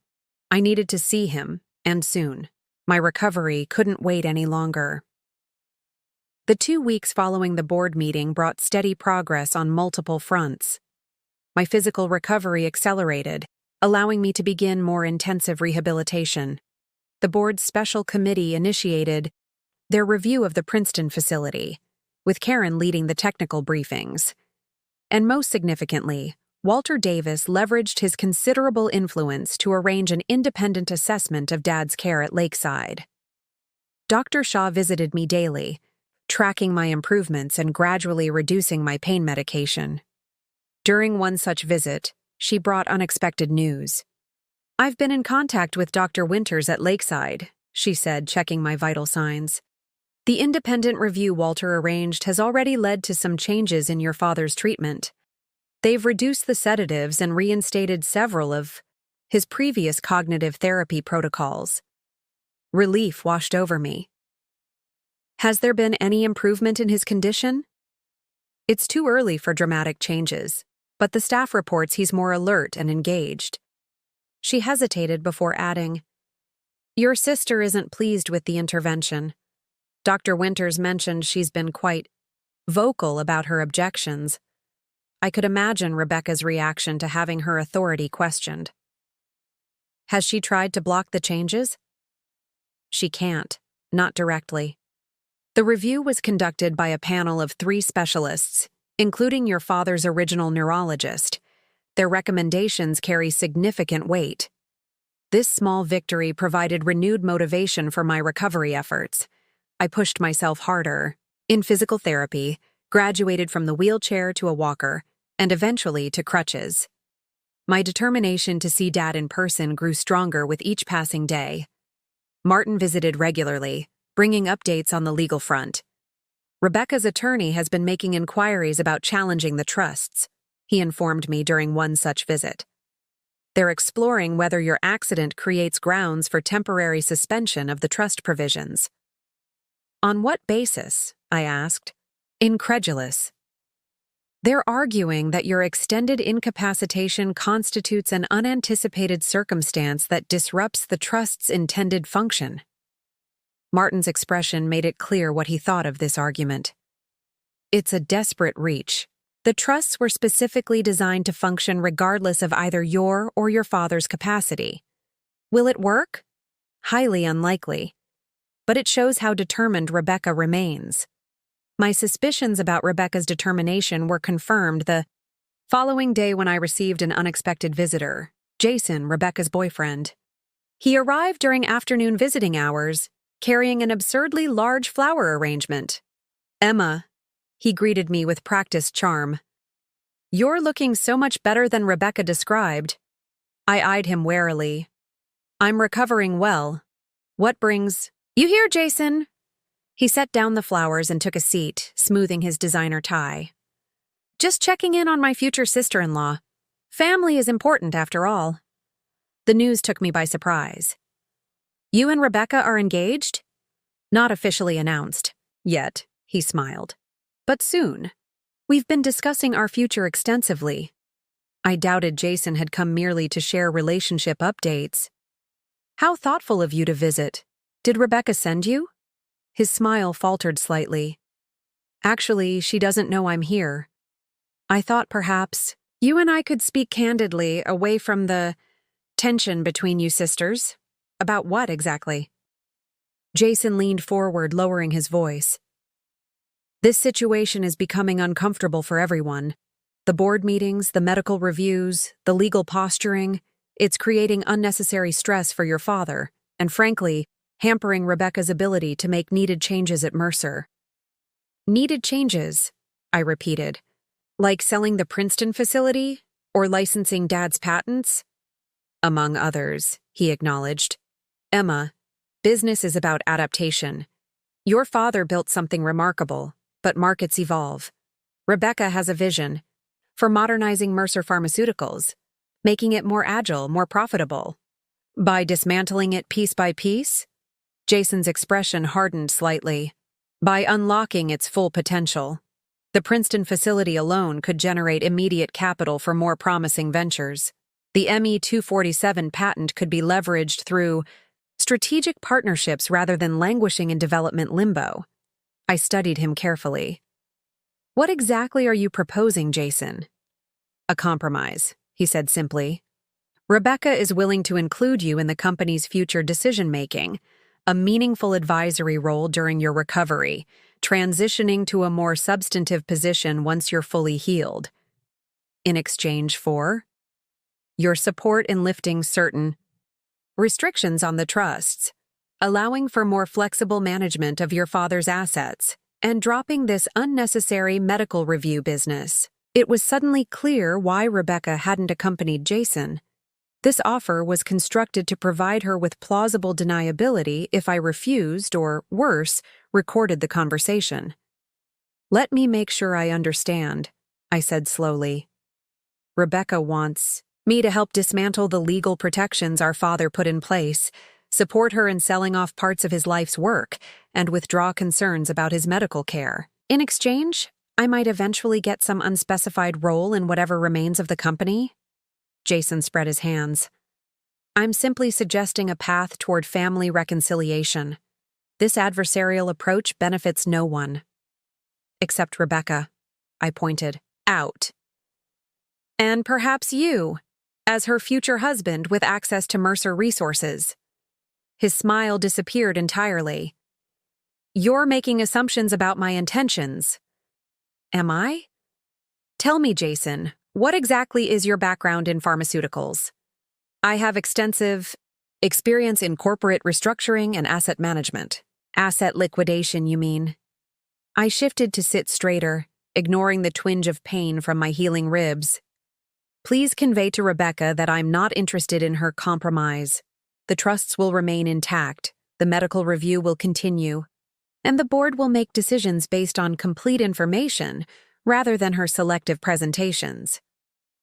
Jason stood, his facade of friendly mediation evaporating. "This is disappointing, Emma. Rebecca hoped you might be reasonable." "I'm being entirely reasonable. I'm protecting my father's legacy and his care, exactly as he wanted." As Jason turned to leave, I couldn't resist adding, "By the way, congratulations on your upcoming engagement. Have you discussed a prenuptial agreement yet? Rebecca's quite particular about protecting her assets."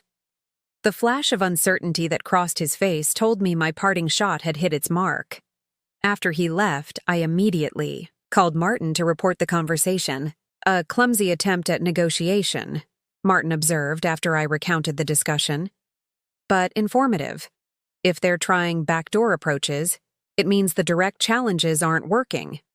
Will they try again? Almost certainly. But with each failed attempt, Rebecca exposes more of her true intentions to others around her. That works in our favor." That evening, as I practiced walking the hospital corridor with my physical therapist, I considered Jason's visit. Rebecca was growing desperate, reaching for allies and approaches that might break through the barriers I had established. What troubled me most wasn't her persistence, I had expected that, but rather the implications for Dad. If Rebecca was willing to go to such lengths to gain control of company assets, how far might she go regarding his care? I needed to see him, and soon. My recovery couldn't wait any longer. 3 days after Jason's visit, Dr. Shah finally gave me provisional clearance to leave the hospital for a brief supervised outing. The timing couldn't have been better. The independent medical panel had scheduled their follow-up assessment of Dad at Lakeside that afternoon. 4 hours maximum, Dr. Shah cautioned as she signed the release forms, and only with someone responsible, accompanying you. Your body is still healing, Emma. Pushing too hard now could set back your recovery significantly. Martin arranged to drive me, bringing a wheelchair that I insisted would remain in the car unless absolutely necessary. I was determined to walk into Lakeside on my own 2 feet, or at least with the minimal support of crutches. The 40-minute drive to the facility gave me time to prepare mentally for seeing Dad. Chester Williams had been providing regular updates, but his descriptions of Dad's condition varied from surprisingly sharp to quite confused, depending on the day and time of his visits. "You should know that Rebecca visits him every Sunday," Martin said as we approached Lakeside. "She brings flowers, sits with him for exactly 1 hour, and leaves. The staff says she spends most of the time talking about company matters while—" He listened silently. I shook my head. Even now, she's performing the role of devoted daughter while advancing her agenda. Lakeside Care Center was more impressive than I had expected. A modern facility set on manicured grounds with expansive gardens visible through floor-to-ceiling windows. The reception area featured comfortable seating and soft music, more reminiscent of a luxury hotel than a medical facility. Dr. Eliza Wright, the head of the independent review panel, met us in a small conference room. She was a distinguished-looking woman in her 60s with silver hair and perceptive eyes that missed nothing. "Ms. Mercer, I'm pleased to see you recovering," she greeted me. "I've been working closely with Dr. Peterson to reassess your father's treatment plan." "How is he?" I asked, the question I'd been holding for weeks finally breaking free. Dr. Wright's expression softened. "Improving, now that we've adjusted his medication. The excessive sedation was masking his true cognitive state. With the reduced dosage, we're seeing more periods of lucidity and engagement." "Was there any medical justification for the higher dosage?" Martin asked. "None that I could identify," she replied frankly.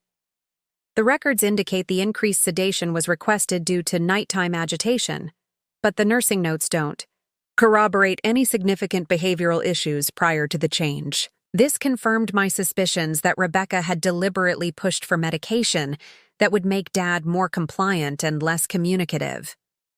"Is he aware of what's happening?" I asked. "With the company, with the family situation?" "It's difficult to assess his full understanding," Dr. Wright admitted.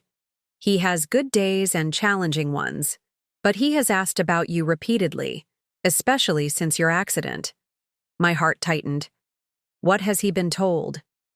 "According to the staff, your sister informed him that you were in an accident, but recovering well. She apparently hasn't shared any details about the severity of your injuries." At least Rebecca had spared him that worry. Perhaps some small part of her still cared about his emotional well-being, even as she manipulated his circumstances for her benefit. "Can I see him now?" I asked. Dr. Wright nodded. "He's having one of his better days. Just be prepared. His appearance may have changed since you last saw him." She led us through the facility to a sunlit common area where several residents were engaged in various activities. Dad sat alone by a large window, gazing out at the gardens. Even from a distance, I could see how much he had changed in the weeks since my accident. He seemed smaller somehow, his shoulders hunched, his once commanding presence diminished. As I approached, moving carefully with my crutches, he turned, and for a terrifying moment, there was no recognition in his eyes. Then, his face transformed, lighting up with awareness and joy. "Emma," he said, his voice weaker than I remembered but unmistakably his. "They told me you were in an accident." I eased myself into the chair beside him, fighting back tears. "I was, Dad, but I'm getting better." He reached out with trembling hands to touch my face, as if confirming I was real. "You look like your mother when she was ill, trying so hard to be strong." The observation startled me. Mom had died over 15 years ago, but in that moment, his memory of her seemed crystal clear. "Rebecca said you were fine," he continued, his brow furrowing. "But you're not fine. You're hurt." "I'm healing," I reassured him. "I just needed to see you." His eyes, clouded by disease but still sharp with intermittent clarity, studied me intently. "Something's wrong. Beyond your accident. Rebecca has been different, talking about the company constantly, about changes." This was the opening I needed, but I hesitated. How much should I burden him with? How much could his fragile mind process? Dr. Wright, observing our reunion from a discreet distance, seemed to sense my dilemma. She approached and addressed Dad directly. "Jonathan, Emma has been concerned about some of the decisions being made during her absence. About your care and about the company." Dad's focus sharpened visibly. "What decisions?" Carefully, speaking slowly and using simple terms, I explained the situation. Rebecca's attempts to sell the Princeton facility, to license his patents, to change his medication. I didn't mention the trusts or the legal maneuvers, focusing only on the concrete actions she had taken. To my surprise, Dad followed everything, occasionally asking clarifying questions that demonstrated his understanding. When I finished, he was silent for several long moments, staring back out at the gardens. "I've been foggy," he finally said. "The medication, it made it hard to think, to question. But I knew something wasn't right." Rebecca kept talking about necessary changes and market realities. He turned back to me, reaching for my hand. His fingers felt paper-thin, but his grip was surprisingly firm. "The Princeton facility, it's for Alzheimer's research, for people like me. She wants to sell it?" I nodded, emotion making it difficult to speak. "And my patents? ME247? She's trying to license them to other companies." Something flickered in his eyes, a flash of the formidable businessman he had once been. "Not for research, for profit." "Yes," I confirmed. "No." The word came out forcefully, startling both Dr. Wright and me.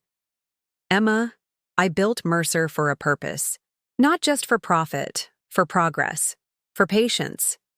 His voice grew stronger with each word. "Rebecca doesn't understand that. She never has." In that moment, I saw my father, the real Jonathan Mercer, emerge from behind the veil of medication and disease. His mind was connecting the pieces, processing the betrayal with remarkable clarity. "The trusts," he said suddenly. "The protections we put in place. Are they holding?" "Yes," I assured him. "Everything important is secure." Relief softened his features. "Good. That's good." He squeezed my hand again. "You understood. You always understood what mattered." As our visit continued, we talked about simpler things. Memories of the lake house, stories from my childhood, his favorite books. But that moment of perfect lucidity had assured me that despite his illness, despite Rebecca's manipulations, Dad was still present, still capable of recognizing the truth when presented with it. When it was time to leave, he held on to my hand, a moment longer. "Come back," he said simply. "Soon."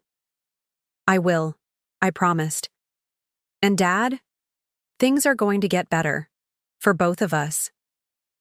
He nodded, and for the first time since my arrival, he smiled.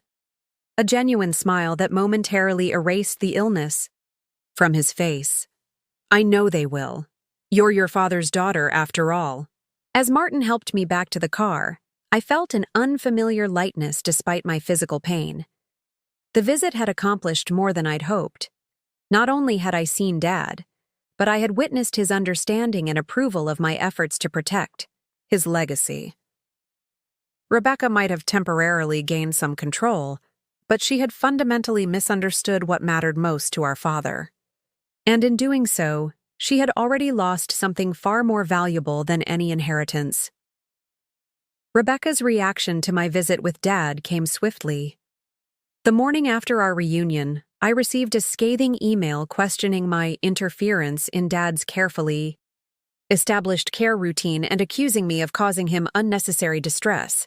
She copied Dr. Lewis, her chosen physician, and Jason on the message, but notably not Dr. Peterson or any members of the independent review panel. I forwarded the email to Dr. Wright, who responded with professional restraint. "Your father showed no signs of distress during or after your visit.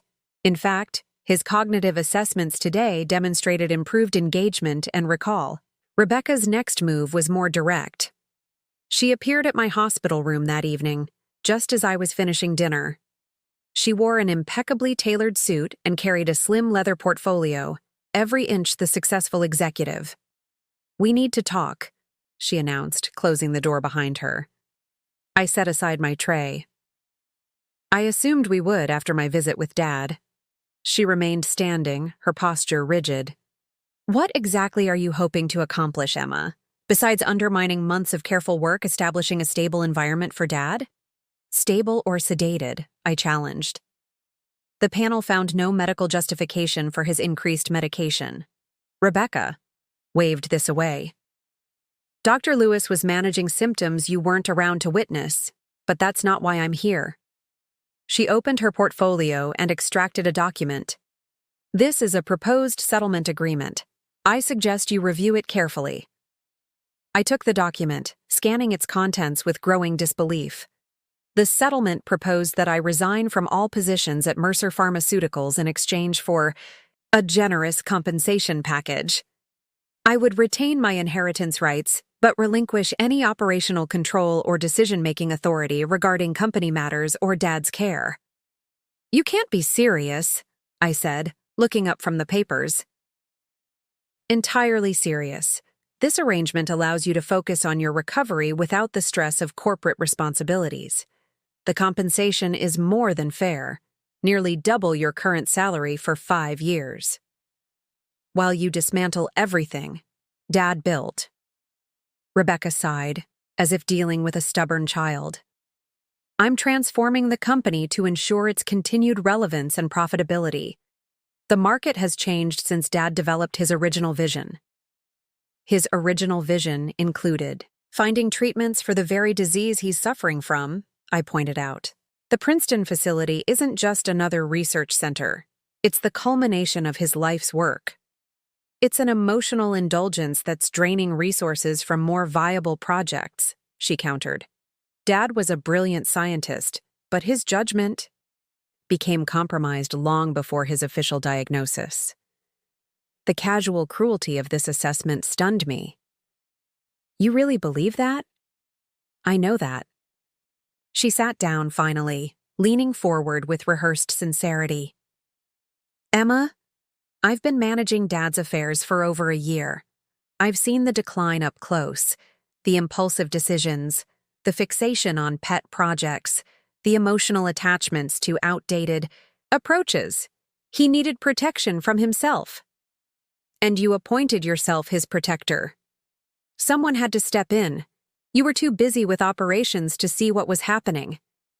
She gestured to the settlement document. "This is an opportunity to resolve our differences amicably. The alternative would be more contentious." I studied my sister, trying to reconcile the woman before me with the girl I had grown up with. Had she always been this calculating, or had something fundamentally changed her? "What happened to you, Rebecca?" I asked quietly. "When did Dad's legacy become nothing more than assets to liquidate?" Her expression hardened. "Don't patronize me. I'm being practical while you're being sentimental. Dad built Mercer to be a successful business, not a memorial." "He built it to help people," I corrected her. "The profit was always a means to fund research, not the end goal itself." Rebecca stood, gathering her portfolio. "I see this conversation is pointless. Review the agreement with your attorney if you like, but my offer expires in 3 days. After that, we proceed with more formal measures." As she reached the door, a question that had been nagging at me surfaced. "The accident," I said. "My car was thoroughly inspected just a week before. The mechanic found nothing wrong with the brakes." She turned, her expression unreadable. "What are you implying?" "It's strange, isn't it? The timing. I confront you. About Dad's care.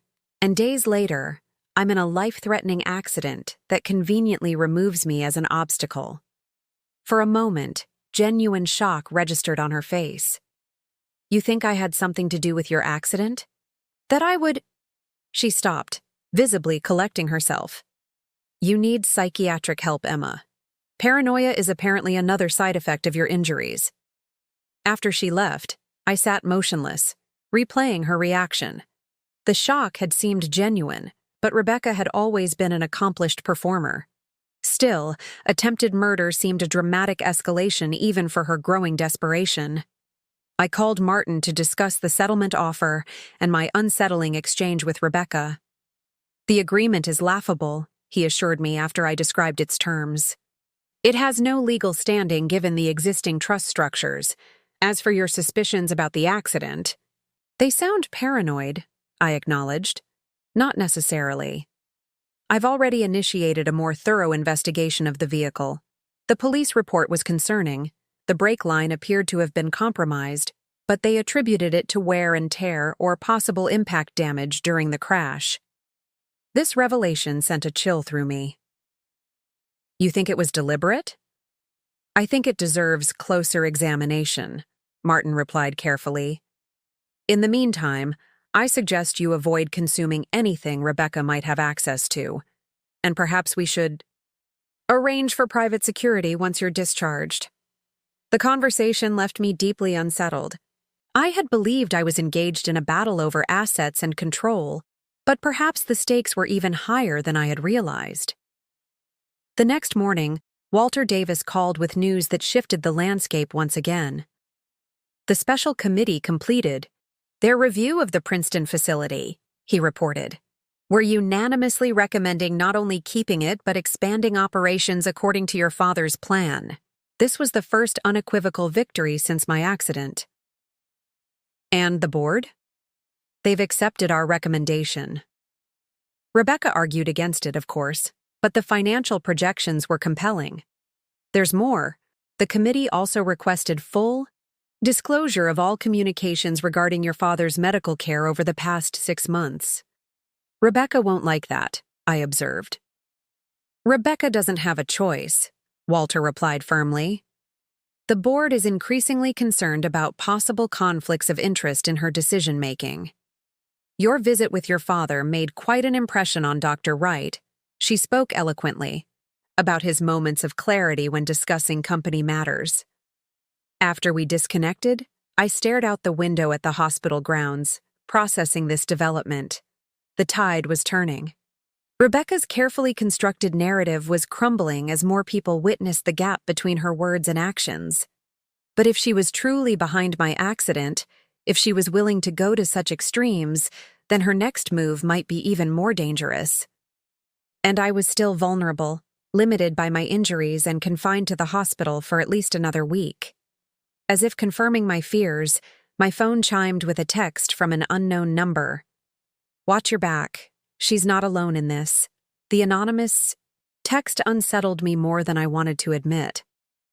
I showed it to Martin, who immediately arranged for a private security consultant to assess potential threats and vulnerabilities. By that evening, a discreet security professional named Diane had performed a thorough review of my hospital room and established protocols with the nursing staff about visitor access. "No one enters without proper identification and advance notice," Diane explained after completing her assessment. "And when you're discharged, we'll have continuous protection until the situation stabilizes." The precautions seemed excessive until Martin shared the preliminary findings from the automotive investigator he'd hired. "The brake line wasn't damaged by normal wear or the impact of the crash," he reported grimly. "It shows clear signs of deliberate tampering, a partial cut that would cause gradual brake fluid leakage, eventually leading to complete failure under stress. Like navigating mountain curves." I tried to process this information, my mind resisting the implications. "Are you saying someone wanted me to crash? That it wasn't an accident at all?" "The evidence suggests so," Martin confirmed. "I've forwarded the findings to Detective Ramirez with the state police. She's reopening the investigation. The idea that someone had deliberately sabotaged my car, had wanted me seriously injured or worse, was almost incomprehensible. And yet the timing aligned too perfectly with my confrontation with Rebecca." "We can't prove Rebecca was involved," Martin cautioned, reading my thoughts. "And making accusations without concrete evidence would undermine our credibility in other matters." "What about the text?" I asked. She's not alone in this. Who would know enough to send that warning? It could be anyone close to Rebecca who's become uncomfortable with her actions, her assistant, a colleague, even Jason if he's having second thoughts about their arrangement. The following morning, Dr. Shaw arrived with welcome news. I was being discharged the next day, nearly a week earlier than originally projected. My recovery had progressed exceptionally well, and I could continue rehabilitation as an outpatient. "You're a remarkably determined patient," she observed. "Just remember that being discharged doesn't mean being fully recovered. You'll still need significant rest and limited activity for at least another month." As Dr. Shaw reviewed my discharge instructions, a hospital volunteer arrived with a floral delivery, a lush arrangement of calla lilies, my favorite. The card read simply, "Wishing you continued healing. A friend." No name, no further identification. I examined the arrangement carefully before allowing it to remain in my room, mindful of the new security concerns. The flowers themselves provided no clues, though the selection suggested someone who knew my preferences. That afternoon, Karen visited with updates about the Princeton facility decision. Rebecca had been noticeably absent from the office since the board committee's announcement, delegating most of her responsibilities to her executive assistant. "The labs are buzzing with excitement about the expansion plans," Karen reported. "Your father's research team can hardly believe they're getting additional resources instead of being shut down." As we discussed implementation timelines, Karen seemed distracted, repeatedly checking her phone and glancing toward the door. "Is everything okay?" I finally asked. She hesitated, then lowered her voice.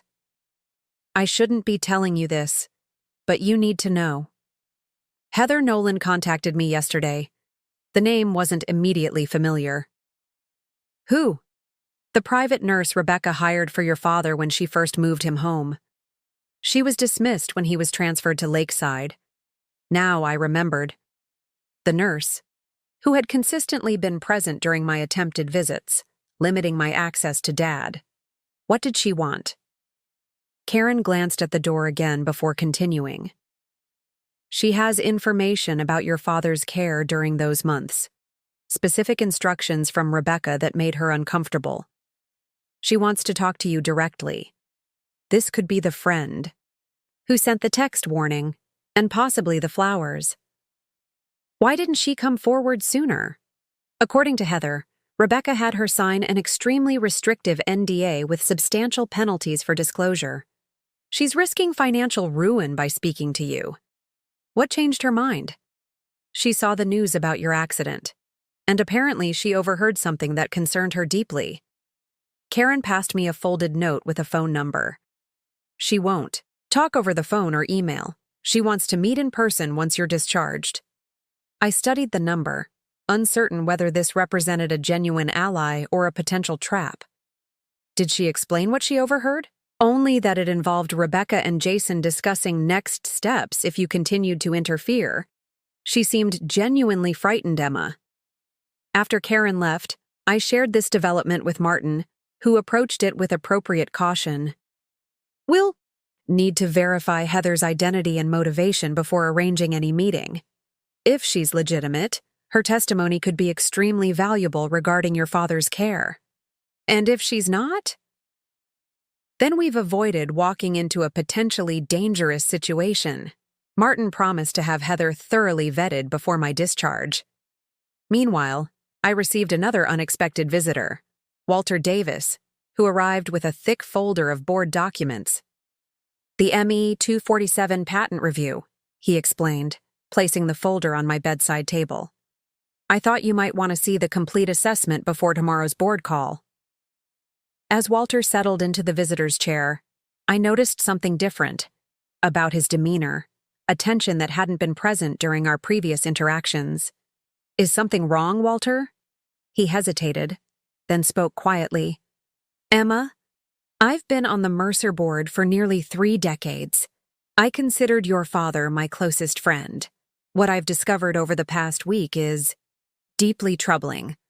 Walter explained that the board's investigation into ME-247 had uncovered communications between Rebecca and several pharmaceutical competitors dating back nearly 8 months, long before Dad's official diagnosis. In these exchanges, she had discussed potential strategic partnerships involving core Mercer intellectual property, including preliminary terms for licensing arrangements. She was planning this before Dad even began showing symptoms, I realized, aloud. Walter nodded grimly. The timestamps on some of these communications coincide with periods when Jonathan was making significant business decisions Rebecca may have influenced while concealing her external discussions. That could constitute a serious breach of fiduciary duty, I noted, the implications sinking in. More than that, Walter said. Some of these communications potentially cross into corporate espionage territory. Rebecca shared proprietary research, data to demonstrate good faith during these preliminary discussions. This revelation shifted the landscape dramatically. Rebecca's actions weren't just family betrayal, they could be criminal violations. The board is meeting in emergency session tomorrow morning, Walter continued. Rebecca doesn't know about these discoveries yet. I felt you should be prepared for what's coming. As Walter prepared to leave, he paused, his expression softening. Your father always said you were the true inheritor of his vision, not just his business acumen, but his ethical compass. Now I understand what he meant. After he departed, I sat absorbing these revelations. Rebecca's schemes extended further and began earlier than I had imagined. The question now wasn't just how to protect Dad's legacy, but how to contain the damage Rebecca had already done to the company, to Dad's care, and potentially to my own safety. The mysterious text message took on new urgency. She's not alone in this.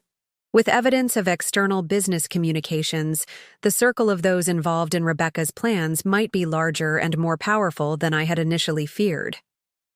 As my discharge approached, I realized I was preparing not just to leave the hospital, but to step into an even more complex and dangerous battlefield. The day of my discharge arrived with a tension that felt more like preparation for battle than a medical release. Diane, the security consultant, had meticulously planned every detail of my transition from hospital to a secure temporary residence. A specially modified SUV waited outside, its windows reinforced and its route carefully pre-planned with multiple contingency options. Dr. Shaw reviewed my final discharge instructions, her usual professional demeanor tinged with an undercurrent of concern. Your physical recovery has been remarkable, she said, but the psychological impact of everything you've experienced shouldn't be underestimated. I appreciated her candor. The potential attempt on my life, Rebecca's escalating manipulations, and the complex web of corporate intrigue had taken a toll far beyond my physical injuries. Martin arrived shortly after, carrying a slim briefcase and wearing an expression that suggested he had uncovered something significant. Heather Nolan's background check is complete, he announced without preamble. She's clean.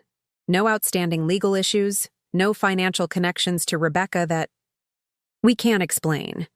More importantly, our investigator corroborated several key details from her initial statement. The nurse who might be my unexpected ally was taking an enormous risk by coming forward. Her previous employment with Dad had given her a unique perspective on Rebecca's machinations, and her willingness to speak out suggested she had witnessed something truly disturbing. As the hospital staff completed my discharge paperwork, my phone buzzed with a text from Karen. Board meeting starts in 2 hours. Things are about to get interesting. Walter Davis's revelations about Rebecca's unauthorized communications with pharmaceutical competitors had set the stage for a potentially explosive board session. The preliminary evidence suggested a pattern of behavior that went far beyond simple family conflict. This was potentially corporate sabotage. Diane helped me into the SUV, her professional demeanor a stark contrast to the chaos of the past weeks. We'll take a circuitous route to the safe house, she explained. Multiple checkpoints, No predictable patterns.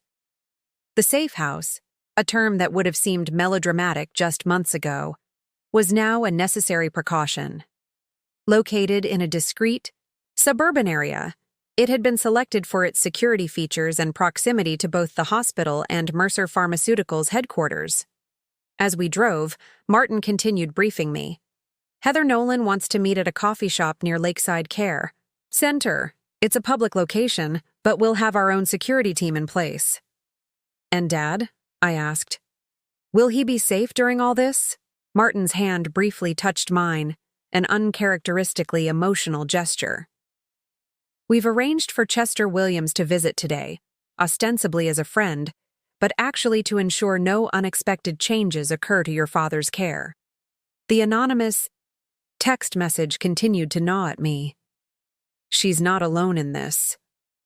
The words suggested a broader conspiracy, something more complex than Rebecca's individual ambitions. What aren't we seeing? I murmured. Martin seemed to read my thoughts.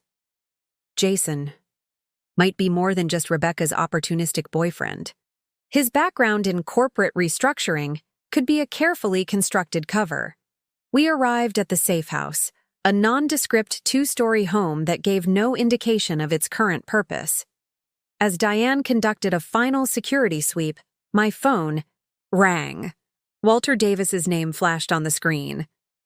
Emma, he said, his voice tight.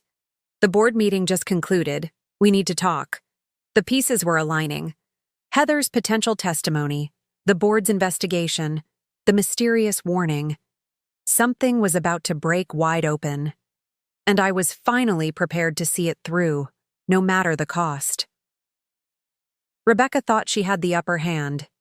She had no idea what was coming next. The coffee shop was carefully chosen.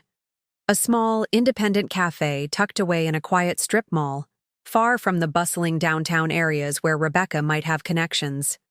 Diane had scouted the location hours earlier, identifying multiple entry and exit points, potential surveillance positions, and concealed vantage points for our security team.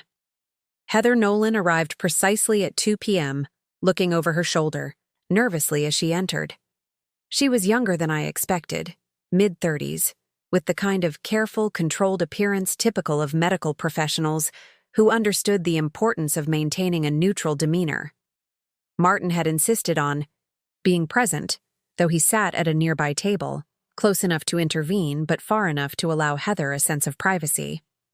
I noticed her hands were trembling slightly as she set down her coffee, a large black Americano, untouched. "Thank you for meeting me," I began softly. Heather's laugh was brittle. "I'm not sure I have a choice anymore. What I know? It's bigger than just your family's internal conflict." She pulled a USB drive from her bag, sliding it across the table. "Everything I've documented is on here. Text messages, voice recordings, notes from my shifts. I started keeping records when things began to feel wrong." "Wrong how?" I asked. "Your father's care was never the priority," Heather said, her voice low and intense. "Rebecca wasn't managing his medical treatment. She was managing his perception." She explained how Rebecca would carefully time her visits to coincide with Dad's most confused periods.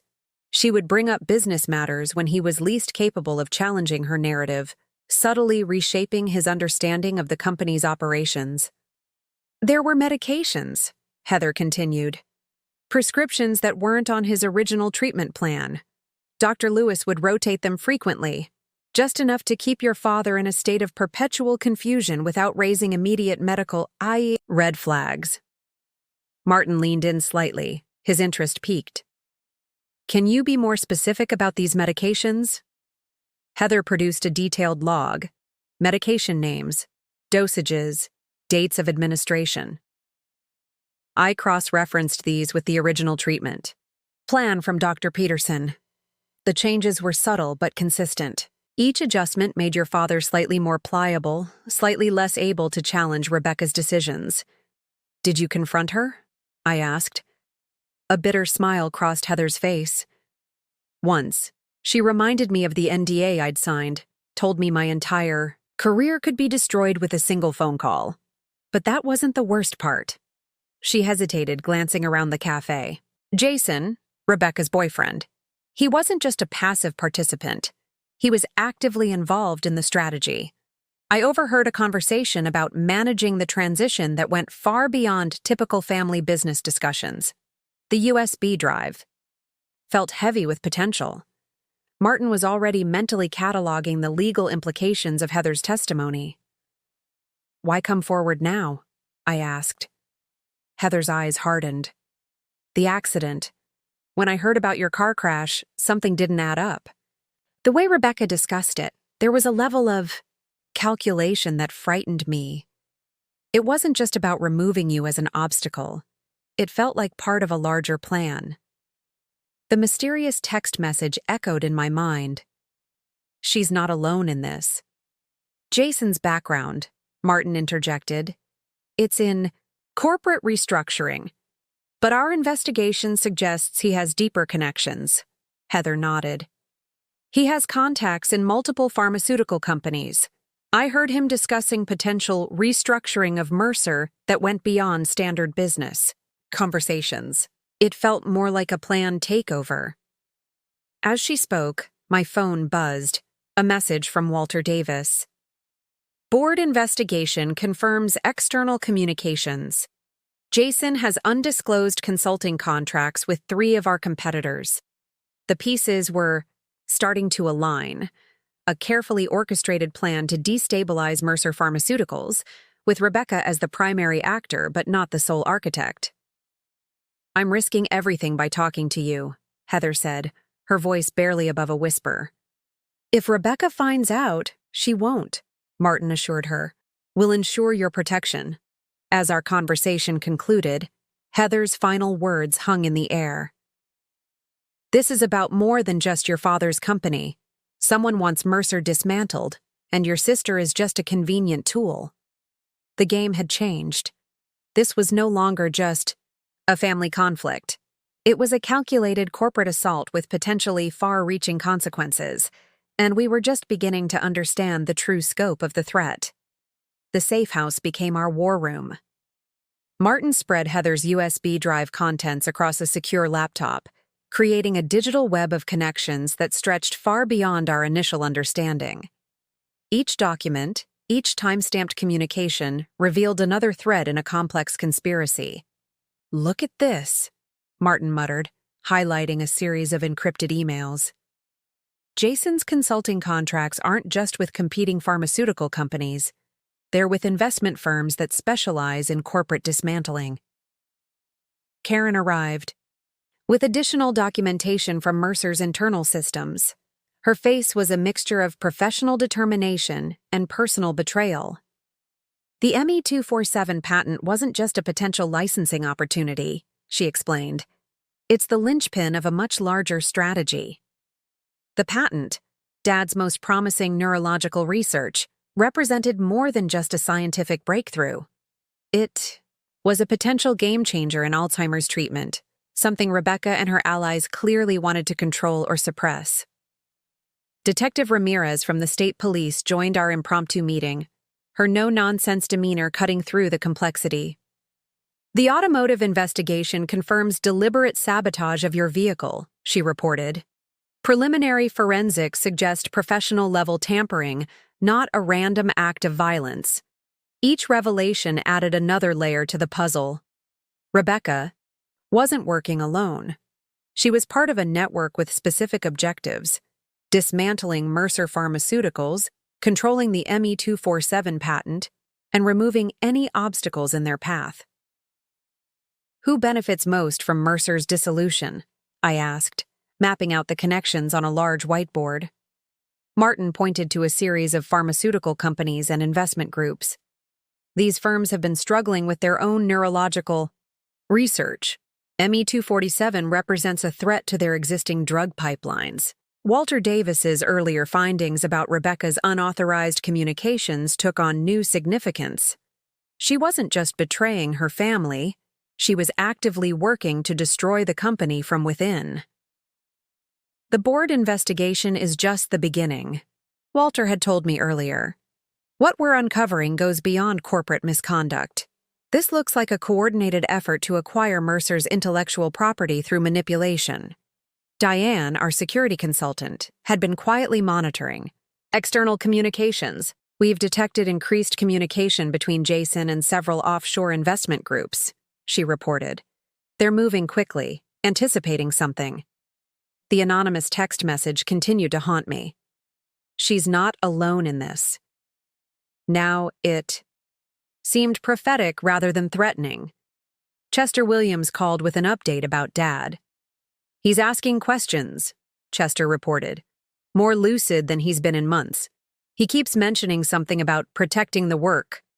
As the pieces came together, one thing became crystal clear. This was about far more than family inheritance or corporate control. Someone wanted to suppress the medical breakthrough Dad had dedicated his life to developing. We need to move, I said, looking at the team that had assembled. Rebecca and Jason think they're 3 steps ahead, but they have no idea what's coming.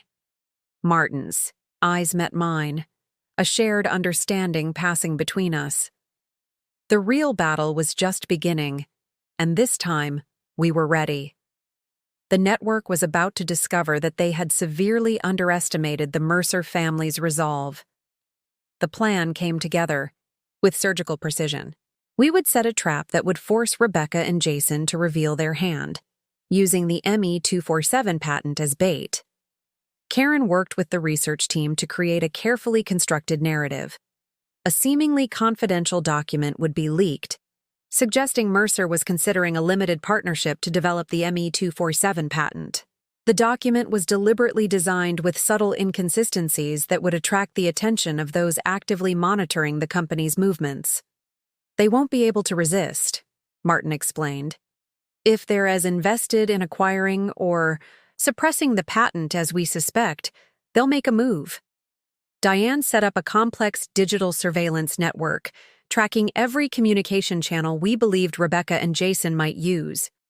Martin's legal team prepared documentation to capture any potential breach of fiduciary duty. Dad's condition became our unexpected ally. Chester reported that he was becoming increasingly lucid, making strategic comments that suggested he was more aware of the situation than anyone realized. He keeps talking about a final protection, Chester told me during a secure call. Something he put in place years ago that nobody knows about. The leak went out precisely at 2:17 p.m. on a Tuesday. Within hours, the first tremors of response began to emerge. Jason made a series of encrypted calls to contacts in 3 different pharmaceutical companies. Rebecca scheduled an emergency meeting with Warren Pierce, the financial advisor who had previously attempted to help her liquidate company assets. They're taking the bait, Karen reported, monitoring the communications. Exactly as we predicted, Detective Ramirez prepared her team. The automotive investigation had provided enough probable cause to justify a broader inquiry into potential corporate espionage. What Rebecca and Jason didn't know was that every communication was being meticulously documented.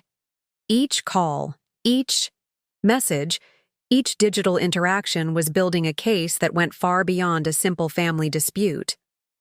Walter Davis called with additional intelligence from the board. They're nervous, he said.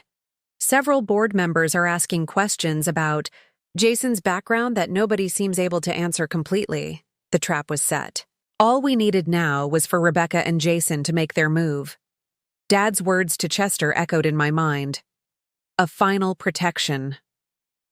I couldn't shake the feeling that he had one last surprise waiting, a fail-safe we hadn't yet discovered. As evening fell, the safe house hummed with anticipation. Tomorrow would change everything. The network that thought it could dismantle Mercer Pharmaceuticals was about to learn a painful lesson about underestimating a family's resolve. The final move came unexpectedly, triggered by a sequence of events none of us could have predicted. It began with a call from Chester Williams. "Jonathan wants to see you," he said. "He's asking specifically for you, Emma. And he's more lucid than I've ever seen him." At Lakeside Care Center, Dad sat in a sunlit room, a folder clutched tightly in his hands. His eyes, which had often been clouded, now burned with remarkable clarity. "The last protection," he said simply, handing me the folder. "Something I prepared. Years ago, before the diagnosis, when I first suspected Rebecca might not understand the true purpose of Mercer. The folder contained a series of encrypted documents, patent designs, and a handwritten letter addressed to me. As I read, the full scope of Dad's preparations became clear. He had created a fail-safe mechanism within the ME-247 patent, a complex, scientific mechanism that could only be fully activated by a specific sequence of molecular modifications known only to me and him. The implications were staggering. The patent wasn't just a potential treatment for Alzheimer's. It was a revolutionary approach that could be triggered only by someone who truly understood the original research intent.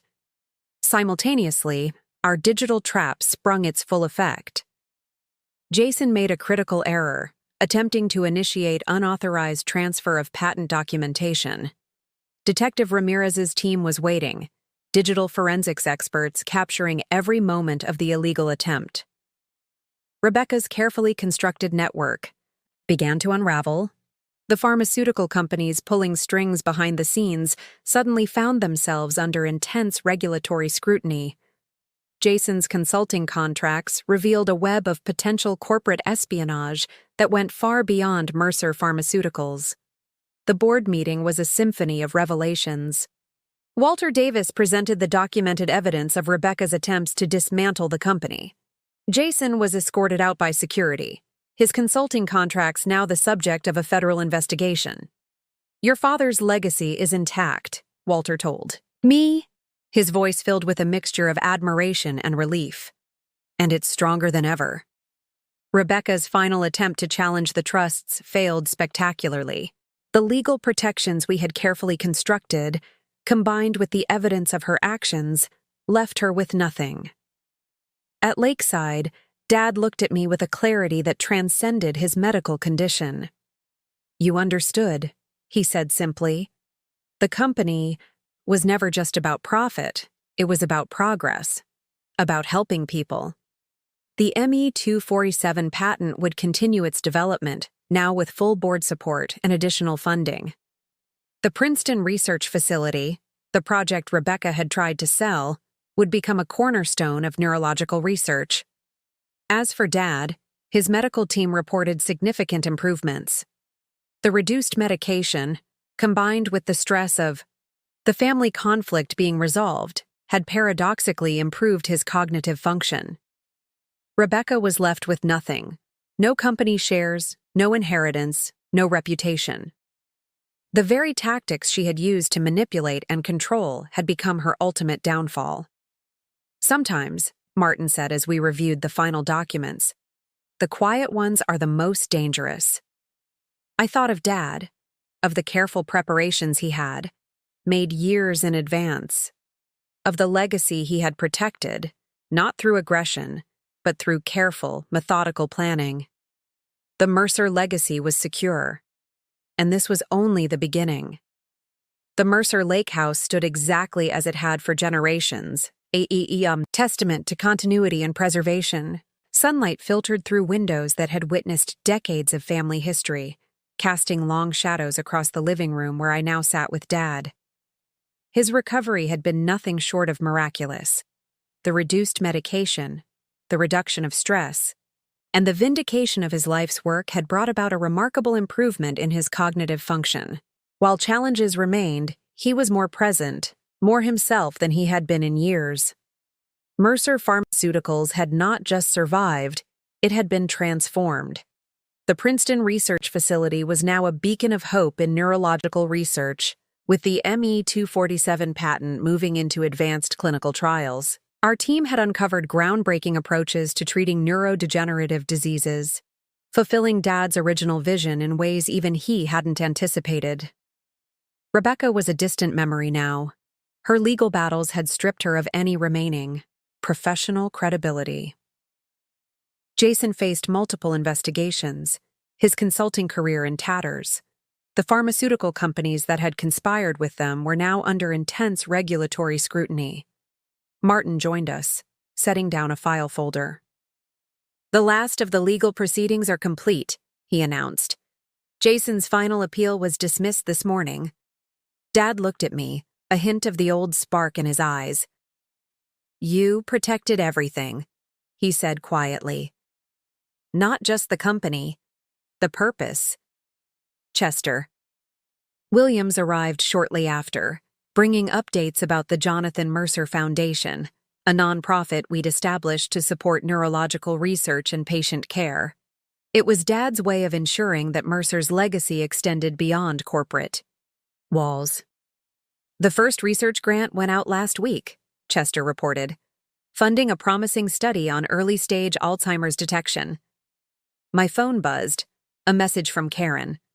The research team had made a breakthrough in understanding neural pathway preservation, directly building on Dad's original work with ME247. Heather Nolan, the nurse who had been our unexpected ally, had been offered a position as a medical ethics consultant within the company. Her courage had been instrumental in exposing the truth. As evening approached, Dad pulled out an old photo album. We looked through images of our family, moments of joy, of struggle, of connection.